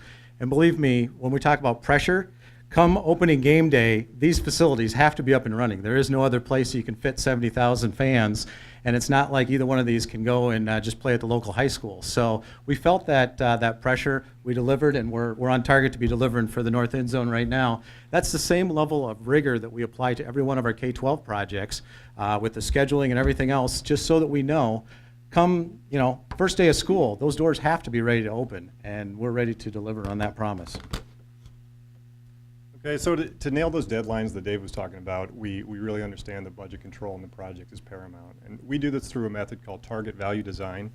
It's kind of a simplified diagram on the screen, but it's basically where we take the project budget, divide it into elements that the project has, such as curtain wall, mechanical systems, the structural systems, and then we set budget goals with our third-party estimator. We design to those goals, and then we build to those goals. By having those broken out early on, it allows us to be much more adaptable when project parameters change throughout the project. And as a testament to that, our last 20 K-12 project bids have come in on average at 7.67% below the project budget. Now, cost control and design is important, but we also know we have to control cost during construction. We've done that by designing our quality assurance programs in the office around this 80-20 idea. And it basically says that 80% of the opportunity to affect the outcome of the project happens within that first 20% of the schedule. So we put a lot of intensity and prioritization up front using information gathering sessions that Sally's going to talk about later, our own quality assurance processes, and that target value design to really make sure that we can reduce the risk of those costly change orders later on in the project. And, change orders, they're a costly thing, but they can also affect schedule, they can also affect peace of mind of all the stakeholders involved. The industry average for change orders on projects is around 5% on average. And we've been able to get that down to about 1.5% over the last few years on our projects. And we've done that through having tighter documents. That means drawings with less errors, specs that are tighter. This in turn allows us to have tighter bids, and then has also really earned us the respect of the local contracting community. We get this. This is more than just a elementary school you're building here. This is the first step in what's going to become your new master plan. This project is what is going to judge whether or not you move forward in implementing everything else. This is the very first step, and we have to deliver a project that is an absolute success. It has to be embraced by the entire Cedar Rapids community, and almost a no-brainer as to why we would not continue to build more of these schools and continue on with your master plan. And in order to do that, we have to engage the community on many different levels. And Sally's going to talk to you a little bit about how we do that engagement. All right, yes, success is dependent on engagement with your staff and community. Okay, so we believe these neighborhood-centric schools will require more than just architecture. The process needs to go beyond the physical aspects of the building. So it needs to be a place, it needs to be a destination. And your community is what is going to provide the influence on the creation of that place. And it's those influences that will define the culture that is created, and that culture is what will create those future-ready students. So it's the combination of all three of these aspects that will create the most relevant solutions and ideally drive to the one that is going to go to the extra mile for you. Now, there are various groups that need to provide input, and we'll work with you to customize that process. But what we want to do tonight is just lay out the overall concept. So first is the core group. So they're evaluating all input, and they're providing direction. They're upholding the district's vision and mission, and ideally they're providing the continuity throughout your entire master plan. Now the user groups are drawing on the expertise, the core group is drawing on the expertise of your users. So there's numerous user groups that may be formed, some of which are listed on the screen. But each one is providing their input on their specific expertise within the building. Our process includes meeting with each of these groups at least once during each of the 3 design phases. Now the next layer moves beyond the district and starts including community. Now members of this group need to represent current Coolidge and Truman schools. Students and PTA should be represented, and the core group really functions within here as well. So this group must understand their role as ambassadors to the greater whole. That is what they're here to really do. They'll receive and evaluate input from the greater community and make recommendations to the school board. It's critical that this group takes ownership in the plan, because this isn't our plan, this is your plan. This is also the group that will participate in a majority of the workshops, which we're going to step through briefly here for you tonight. So the first up is what we like to call empathy mapping. Now this is a unique workshop where we are identifying emotional connections and ensuring empathetic listening. How it works is we divide into small groups, and each group takes on and dissects a different persona. Now an example of persona might be a student or a parent that is new to the school. It might be the neighbor that lives across the street in the neighborhood. It might be the emergency response teams from the city of Cedar Rapids. But the idea is we want to find innovative ways to be welcoming to all, and we want to remove all the barriers that are standing in their way.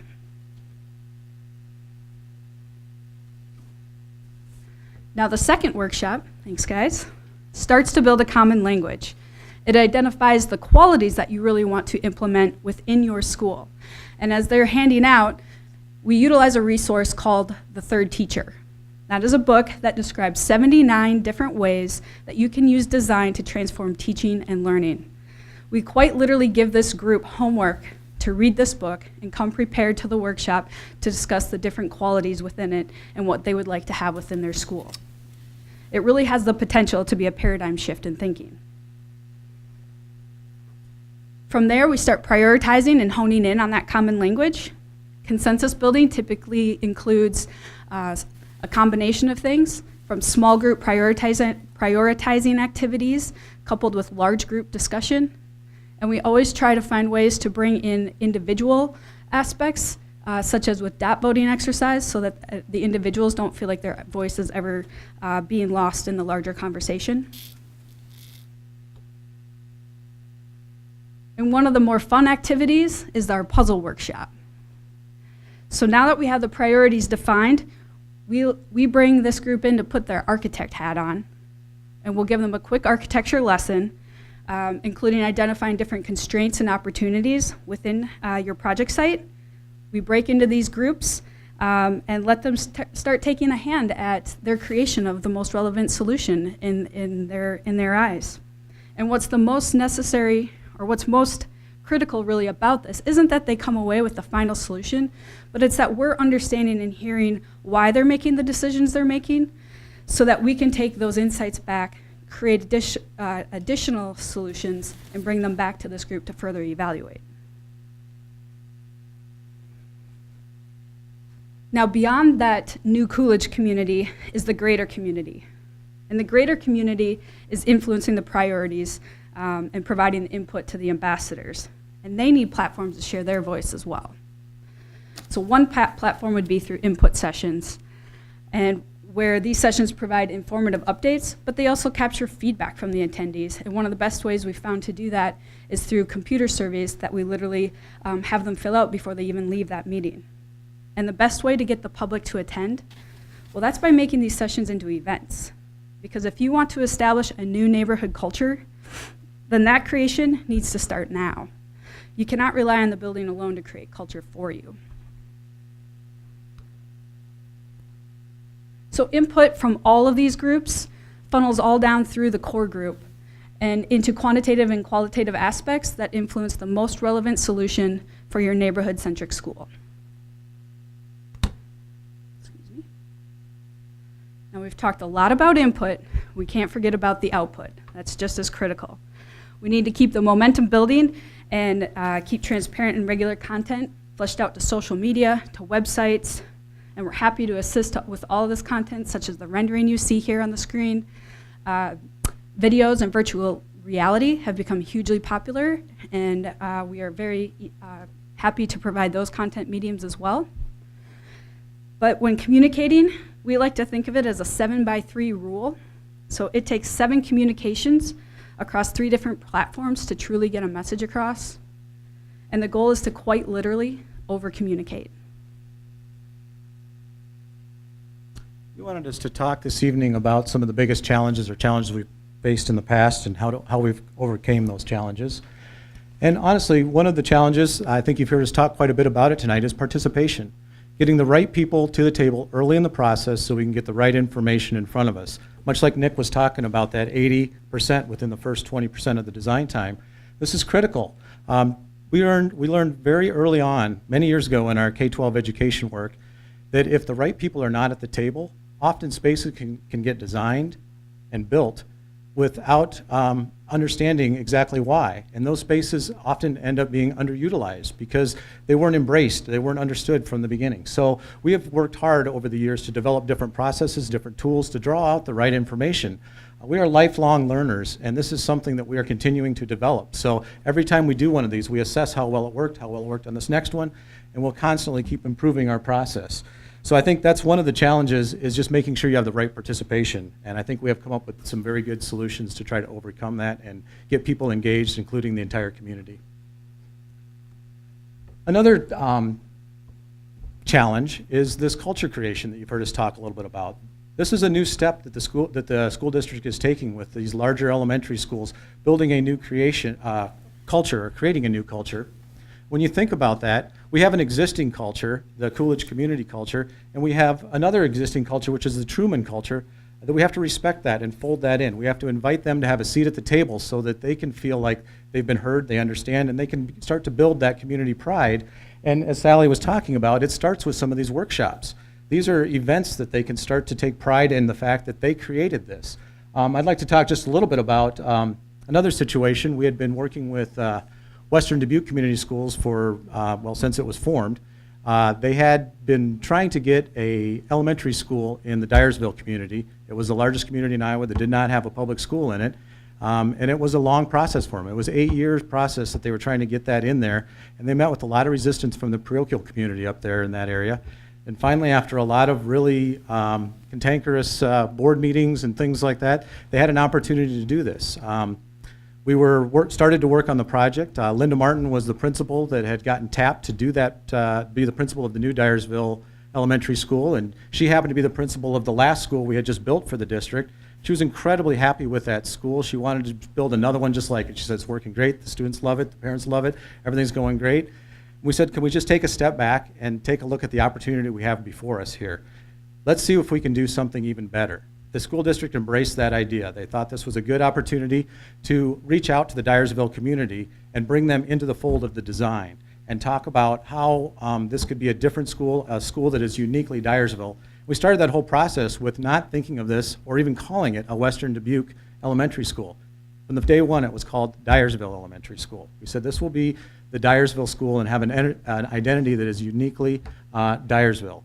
And I'm proud to say that we just finished letting bids on an addition to this school, which came in 1% under budget, so we're getting that even narrowed down a little bit more. We're really happy about that. And through the work in that process, Jesse and I were meeting with her, and Linda kept talking about the community pride and everything that's involved in this and how wonderful this building has been received by the community, and to think about that transition that's happened from the community that resisted having this facility. That it's just tremendous, and I was really pleased to hear that. And I feel like this is an opportunity and something that we need to bring to Cedar Rapids. We need to provide you with a building that is embraced by the entire community and allows you to thrive and move on with your master plan. So with that, this is the Newman Munson family, and we are passionately crazy about building the best possible learning environments to create future-ready learners. So, are there any questions? Nobody interrupted us.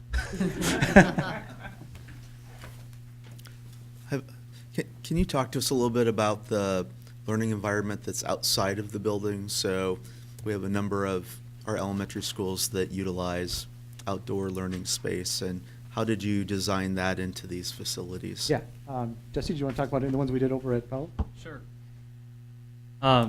So they identified that they really wanted this park-like setting early on. That was kind of the core team, right? So those classrooms on the lower level all open out to that exterior environment.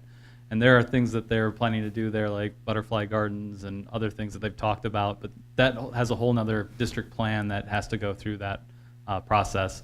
One thing that we didn't really talk about is underneath that playground is actually a stormwater management system, and there's a lot of infrastructure there. So it's definitely if you read the third teacher, there's going to be like 3 or 4 hot button items there, and we're able to dissect that and go deeper, whether it's on day one or in the future. I think that third teacher has been a great tool for us to use to build a common language. So when people are asking for certain things, we need to know exactly what they're asking for and why. And that really does dive deeper into this. I mean, we talked a lot about that at our previous interview, about understanding that common language and knowing exactly what you're asking for so that we can deliver the right thing in the end. This facility that we're talking about has a school building on it that will need to be kept open during the construction project. Can you talk to us a little bit about your experience in doing that and staging? And That's the exact same thing that happened at Pella Lincoln. There was an existing elementary school. Jesse showed you that slide in there. That school stayed up and running throughout the construction process, and you can see how dramatically different the layout is on the site. And it does come with its challenges. There's safety concerns and issues, but it's not something that's new to us. It's something that happens at every one of the school renovations, remodels that we go through all the time, because you can't just shut down a school to add on or to remodel a portion of it. Students still need to have safe exiting. They need to have the school must go on. So. In Wydown, we actually had a whole school on a whole block, and we staged that thing through 3 stages and completely started at one end of the building where we had some green area and completely transformed that into a neighborhood-centric school as well. That's in St. Louis in an urban site.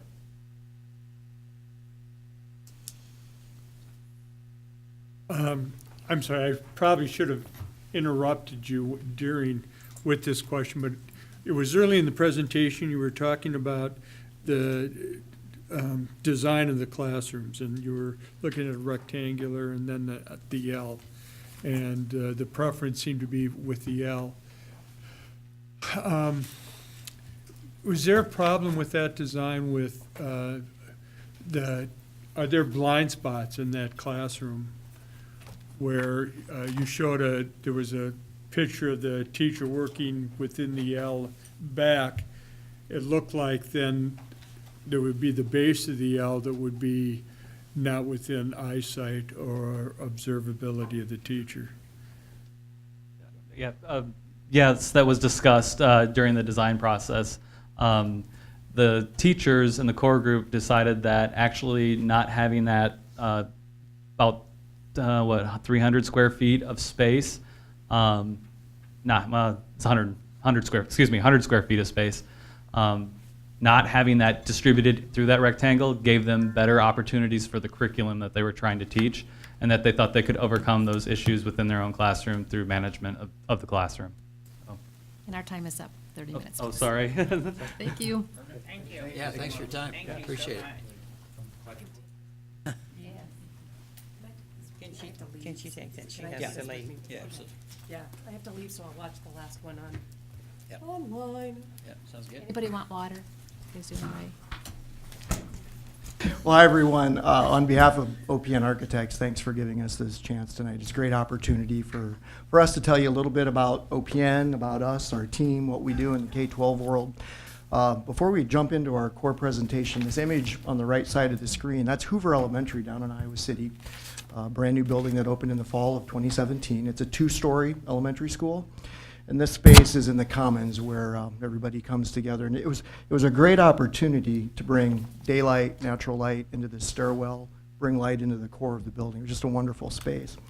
Your tagline, every learner, future ready, that's perfect. That's also our basis of every building needs to be learner ready, and that's how we approach our design efforts. Our team, I'm Roger Worm, I'm principal with OPN. I'll be your primary point of contact for the duration of the project. I stay involved all the way through from start to finish. Vicki Highland is our education specialist. Vicki has crafted her entire career around programming, planning, design oversight, codes, security, construction administration. From A to Z, Vicki's life is K-12 schools. Susan Bowersox is an associate with OPN. She'll be the project manager. She's involved all the way through as well, from programming through construction. She'll be, her ultimate role is the technical oversight and delivery of the documents, but again, our team stays involved all the way through. Carly Weber is our communications specialist. She is the connection between this process, which will be incredibly important. It's your first project in a long time. Communication, that transparency, that clarity will be a driver of how this project moves through the community. Carly is supported with 3 other folks in our office that drives the communication efforts in our office. Tate Walker, just in the interest of time, we didn't have him come in, but he's our sustainability guy. That's all he does. He lives, breathes, sleeps sustainability for all of our projects, focuses on K-12, but he's also a nationally recognized speaker on sustainability, and that's been a big differentiator for us. Where's our office? We're about 5 miles away, 15 minutes, so that's the easy part for us and our efforts with you. And we went blank. Hello? Stop that clock. Yeah, absolutely. Our team, we specialize in K-12. This is basically about all I do. It's definitely everything Vicki does. So the biggest part of our professional portfolio is K-12 school. Even all of us, as well as a larger group back at the office, this is our bag of tricks, the K-12 world. Oh my gosh. This is a test.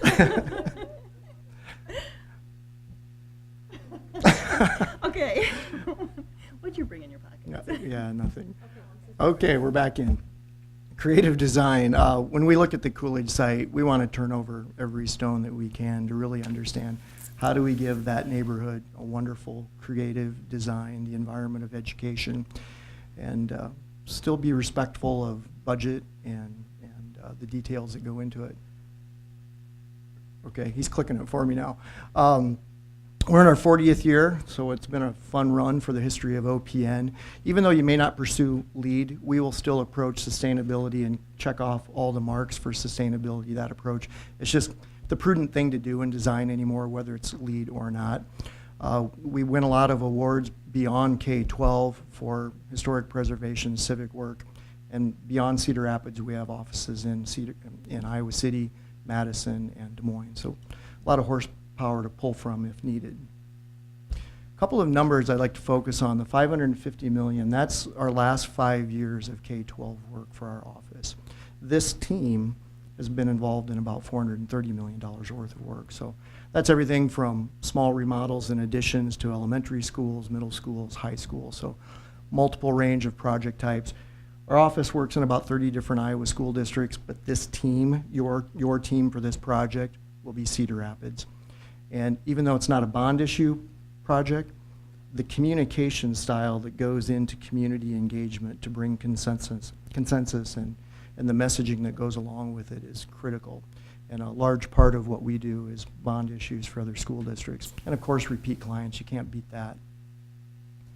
So you asked us to address maybe 4 points. We're going to start off with our case study being Hoover Elementary, and Vicki will walk you through that. So like Roger said at the beginning, we're going to talk about Hoover Elementary, and we're going to talk through the first things that you asked us to talk about and cover tonight. We're going to do that through looking at Hoover in what we believe learning environments should be. So we believe learning spaces should should foster critical thinking.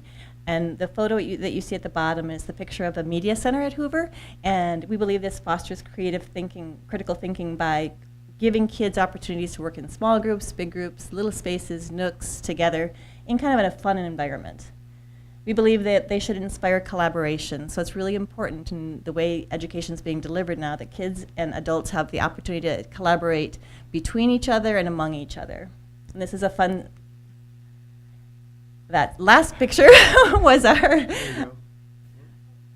so that's our fun entry point to Hoover Elementary, where kids can come together, collaborate in kind of in a fun environment, and it really inspires that collaboration. So we believe that the school should cultivate creativity. And so when you look at that picture at the bottom, that's their music room. And so we think it cultivates creativity by giving them opportunities to work in different ways within their spaces. These kiddos, just 5 minutes earlier, were up and dancing around in the space, and you see one kiddo kind of in the back doing his own thing on the Vibe. So giving those fun opportunities to be creative. We believe that learning spaces should spark communication. It's really critical that you have these opportunities. We showed you the pictures of those learning and collaborative spaces, but we want even these pull-out spaces, whether it's peer-to-peer or adult-to-child or adult-to-small group. We believe learning environments should be transparent. So when you talk about schools and openness, you want to have that biophilic design where you're bringing nature in. So I love this picture. This is an upstairs collaboration area at Hoover that looks to the outside, so it's bringing that transparency in, and it's also offering other kids and teachers the opportunity to watch that transparency of education happening. We believe spaces should be flexible. In the case of Hoover, we actually designed these collaboration spaces at the end of their education wings, and these spaces are being used now for a range of opportunities throughout the day and throughout the week, and they're also designed such that as the population grows, they can be converted to a classroom.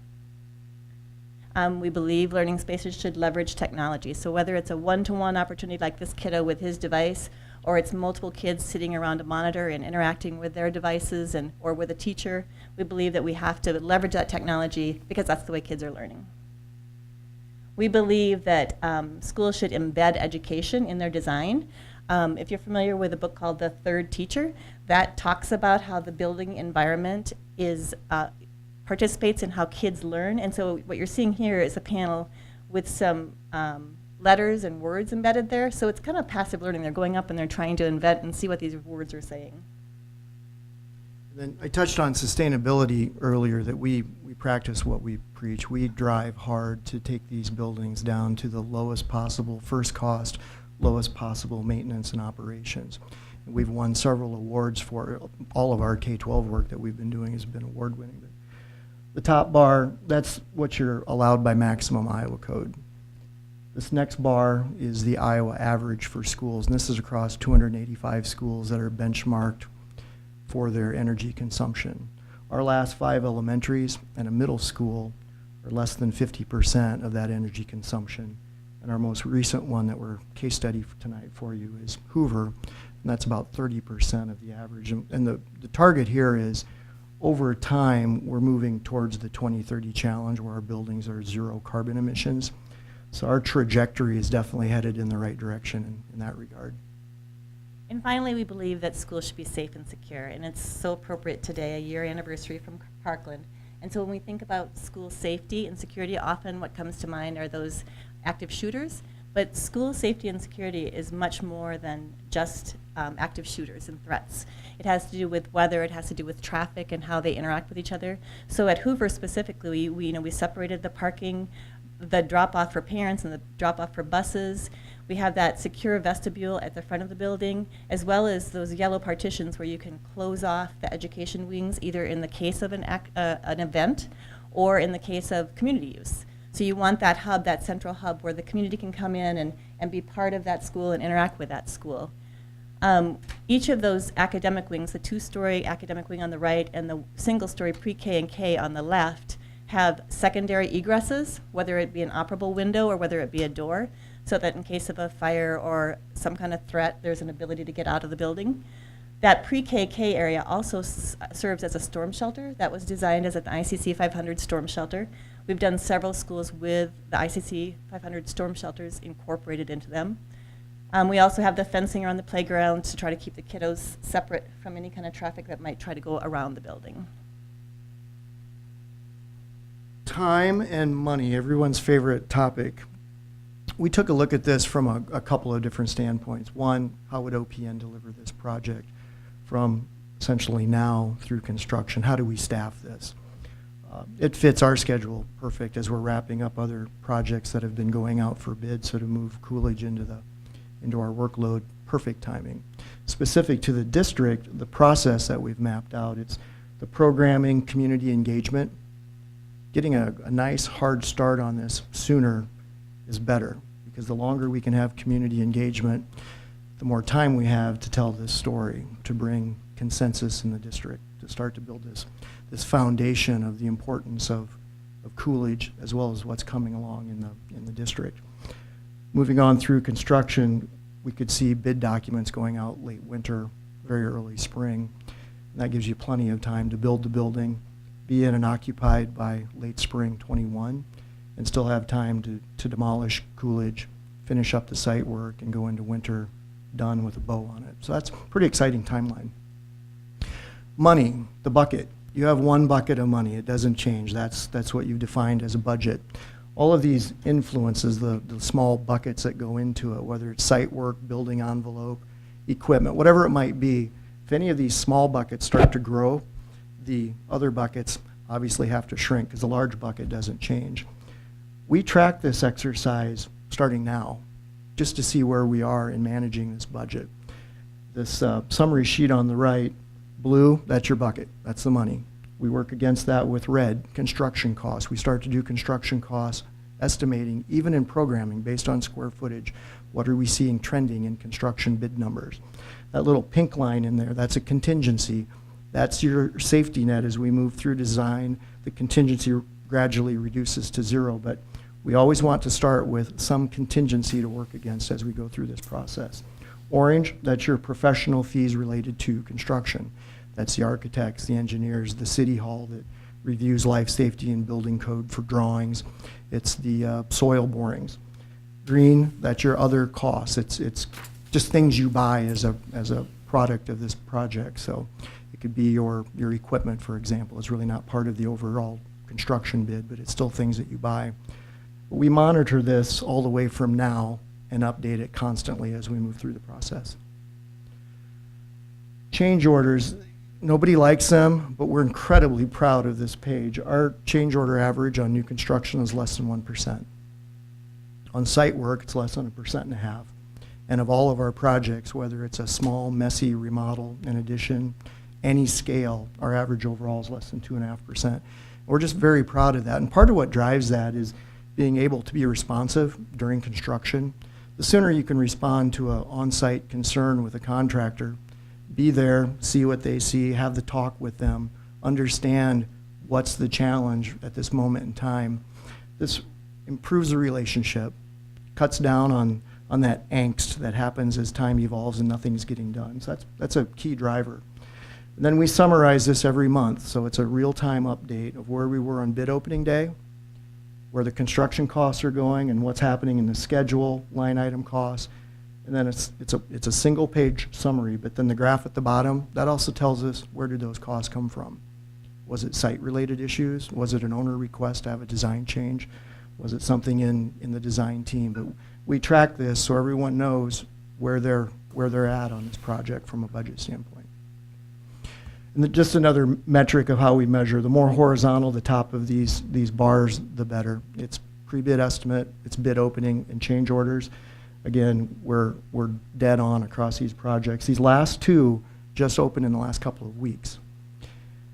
Those projects were so tight to our estimate and so tight across the bidders, that's telling of how informed we are in the bidding climate, just knowing what are the influences are happening in Lynn County. So that's been a huge driver for us. Inclusion and engagement, it's important. How do we, much like educators, you have to listen. You're listening to your students, you're listening to the community. You understand what's important. Then you turn around and you teach it. And that's our approach through all of these different matters of getting involved with faculty and staff in the district. And just that level of communication, it's bringing everyone together. Our challenges and successes, how do we measure that as we go through?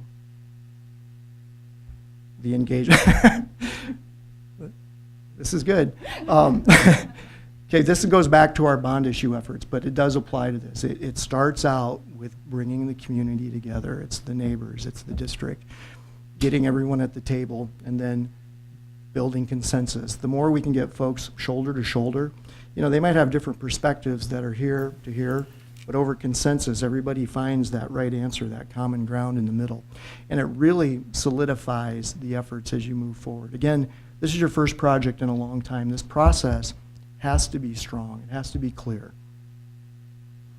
Construction by itself can have challenges and opportunities. It could be weather issues. It could be tariffs or suppliers, whatever it might be. But I can just about guarantee that we'll know every contractor, every general contractor that will bid on your project through past relationships. And that's important because they understand our K-12 market. We understand what they're looking at before we ever get to bid day. And then after bid day, we've built that relationship. We're there for them.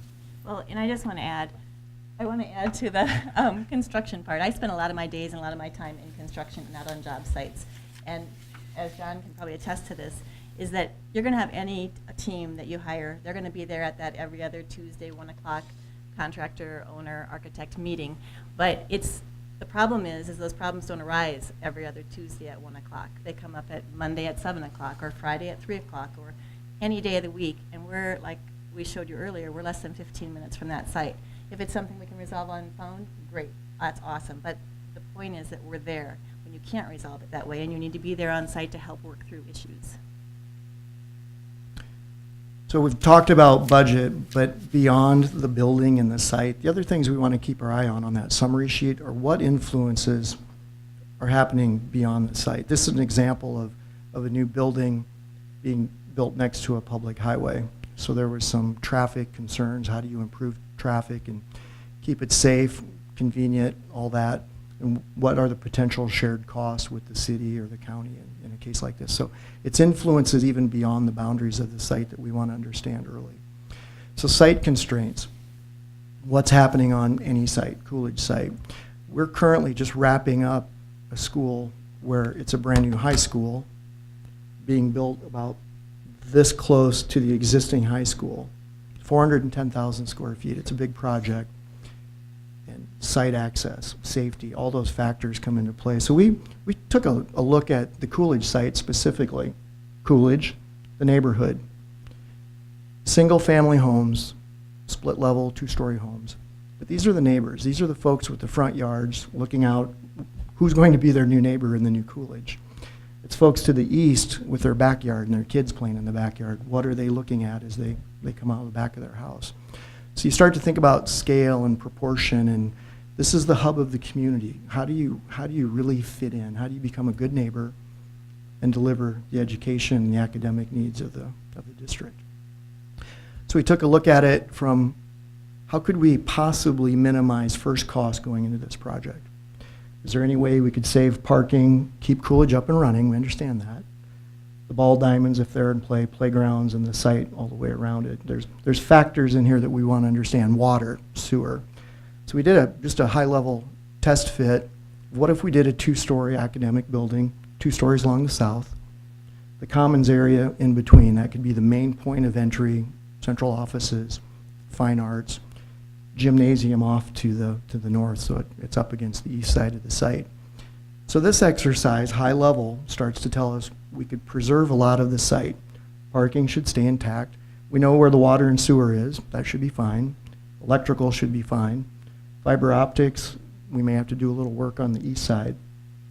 But this is starting to guide us at least towards a first understanding of what's one potential on this site. Then what could it look like after Coolidge is gone? Parent drop-off and parking, bus drop-off, nights and weekend access. That's important. Again, this is the hub of this community. It's very important. How do you become a good neighbor? Nice front yard. Still keep some backyard distance between the homes, especially the homes to the east. And this graph on the bottom is a very cartoonish graph, but that green line represents the topography of the land. How can we use that to our advantage? 2-story classroom, windows all the way around. You come up to that main level, that upper classroom. Well, that's the grade, that's the entry point for your offices. And then the gymnasium, you see how that green line kind of comes out of the back half of the gym. I think the way the topography works, there's some advantage to set that gym down in the ground. And the floor level is still at the main level of the blue. So there's a nice level floor, but it reduces the scale of that gymnasium to those neighbors to the east. So it's just one test fit. We'll do a dozen of these or more, whatever it takes, to move this building around the site and understand first costs and how we move through it. So you've talked with a couple other firms tonight. They all have their story. You know, we have ours, obviously, but you know what does make us different? And that's kind of I think that's the main thing that we want to tell you about. This is our community.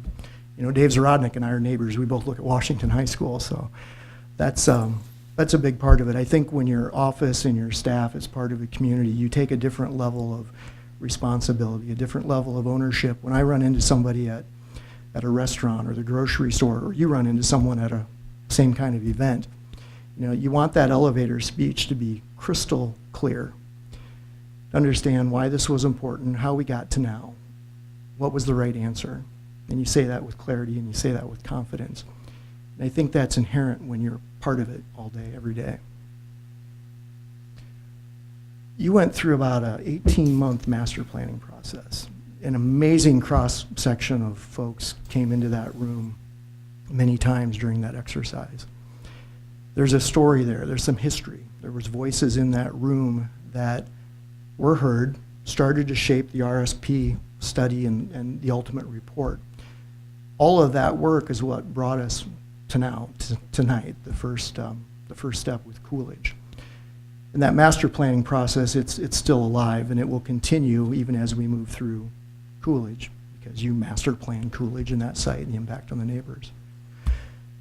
We pull for the team, and the team is everybody. It's anybody that's a part of it. It's obviously the board, it's the community, it's the neighbors around Coolidge, it's our entire design team, it's the contractor. Those relationships are so important, especially to start them early and keep them strong, that it will make even the tough conversations a little bit easier. And there's always tough conversations on projects of this scale. But it kind of balances that playing field as you move through an exercise. Our local team, we have 50 people right here in town, so that's easy. What I like about being regionally proven, we study K-12. This is the specialist part of it, but we study it at all different levels. This is what we do. We live it. This is our team's work. Major part of our portfolio is all K-12. And, you know, Vicki travels to national conferences to understand what is the latest trend in building security and safety and codes and planning and programming. And we all do that. The community engagement, I already said, incredibly important. We will lead that all the way through. We'll be the voice in front of those neighbors. We'll be the voice that starts to shape this story. And then we're all leaders, you know.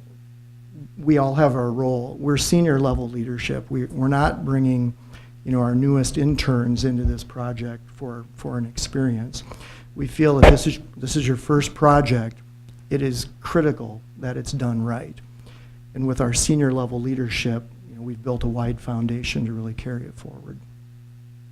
And of course, technology, what an amazing tool to help not only understand, but to engage through visualization.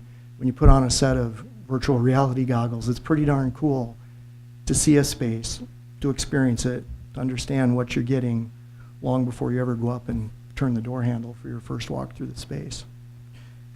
And then when I think of a partnership, you know, even as we build our own team, we want the people we know, people we trust, relationship. Good team chemistry is always a plus. We want the folks that we know are going to be there whenever we need them, wherever we need them, whether it's at the table or on a job site. That's how we build our partnership. And we are absolutely ready and excited to be your partner on this project. So we have 5 minutes and 5 seconds for questions. So talk quick, because we want to answer them. I asked this question of one of the other firms. How do you see that the outside learning space engaging in this project? I mean, we saw potentially saving, you know, the parking and those sorts of things, but how does that outside space fit with this learning? In the end result, once Coolidge is built? Yeah, you take that. So are you talking more about outside learning environments? Well, you know, the funny thing is, especially at elementary level, and I think you all are educators, and you understand that kids learn through play. So really concentrating, too, on how you're building those play spaces and allowing kids to get out there and interact. We often encourage, like, maybe a door access to, say, an art room, because you want to have that interaction maybe to the nature if they're going out and they're sketching blades of grass or whatever that might be. But you make those safe havens, and you can do, we are in construction right now on a project that's an early childhood center, and we've designed this really cool play area that's safely confined, but it allows kids opportunities to extend their learning out to the outside. Biophilic design, if you read about brain research and all that, that exposure to the outdoors and indoors is just critical. So we study that hard. I've always wanted to do a rain garden with a fossil bed. I mean, what a great opportunity, and it's a simple, passive design, and you can use it for education. More questions? I believe you talked about the community engagement with staff, the community, and I think your time span was, what, 3 or 4 months? Well, the initial part of it, the heavy part, when we get through the programming, that bar will go all the way across. You have to stay engaged with the community. You know, something that I think is important is, should we define district standards with this first project? Because as you start to queue up other projects, district equality is another one. Because the minute you build one school, everybody's going to measure themselves to what they have or what they don't have as you go down the pike. So I think the more that we can clarify at least some baseline of district standards and that equality of space and how it's used and how that building ultimately provides that academic teaching environment is critical. Community access, and talked about a 2-story. What's the handicapped accessible for the second level? How do you incorporate that? Elevator, if that's the need, is the elevator, of course. And that's the driver of handicap accessibility. We've done 4 elementaries, I think, in a row that were 2-story. And some of that was all driven by site constraints. You know, sometimes you have to play the cards you're dealt, and how do you get a building to fit especially if it's one story, how do you get that to fit versus look at a two-story option and still make it fully handicap accessible? Second question, you talked about and looked at the topography of the site. One of the issues we have currently right now is the settling of the current building. How do you, what things do you do to offset or prevent Settling. something like that? Yeah. So that's your geotechnical testing and soil borings. And as soon as we get through an exercise and it's far enough along that we're confident that we have the right floor plan in the right location, we'll go out and do geotechnical borings that essentially go down and understand what's happening below the surface of the earth. Is it unstable soils? Is it rock? Is it bedrock? How far down? And that drives us to decisions of how to design a footing and a foundation system, and that's where your problems start. Okay, that's very early on in the whole design. Yeah, again, back to that bucket of money in that chart, that's an influence of those line items that we'd want to understand as early as possible. Thank you. Any other questions? We have 7 seconds. So- Thank you. All right. Yeah. Well, thank you. This is great. Yes. Yeah, Thank glad you. we finally made it over here. Yes. Kudos to your Yes, IT thank guy. We just got blown a kiss.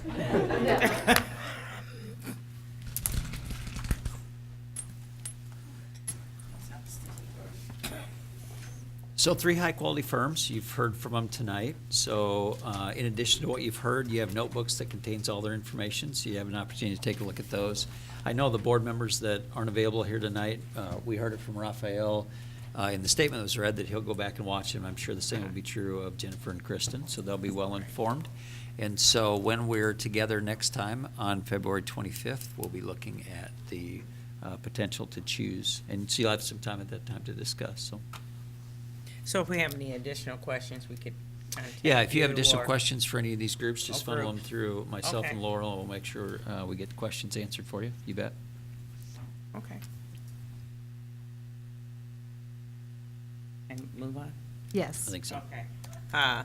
The next is approval, and this requires a voice vote for the School Budget Review Committee for the use of special education administrative cost. So, Just a voice vote, so all in favor. oh, all in favor? Aye. Opposed? You next, Chair. Then we can move on to the policy manual. Okay. Thank you all. Next is our policy. This is an information item. Dr. Buck and Laurel Day. Yep, so tonight we're bringing forward quite a few policy regulations and procedures for your consideration. It is an information item, and the policies will come back to you on February 25th for final consideration and approval. If you have any questions, we are here to answer those for you. Any questions at all? Okay. Right. I'd like everyone to, well, thank you all for being here at the meeting, and remind you to take your school calendar. And with nothing else, the meeting is adjourned. Enjoy your Valentine's Day.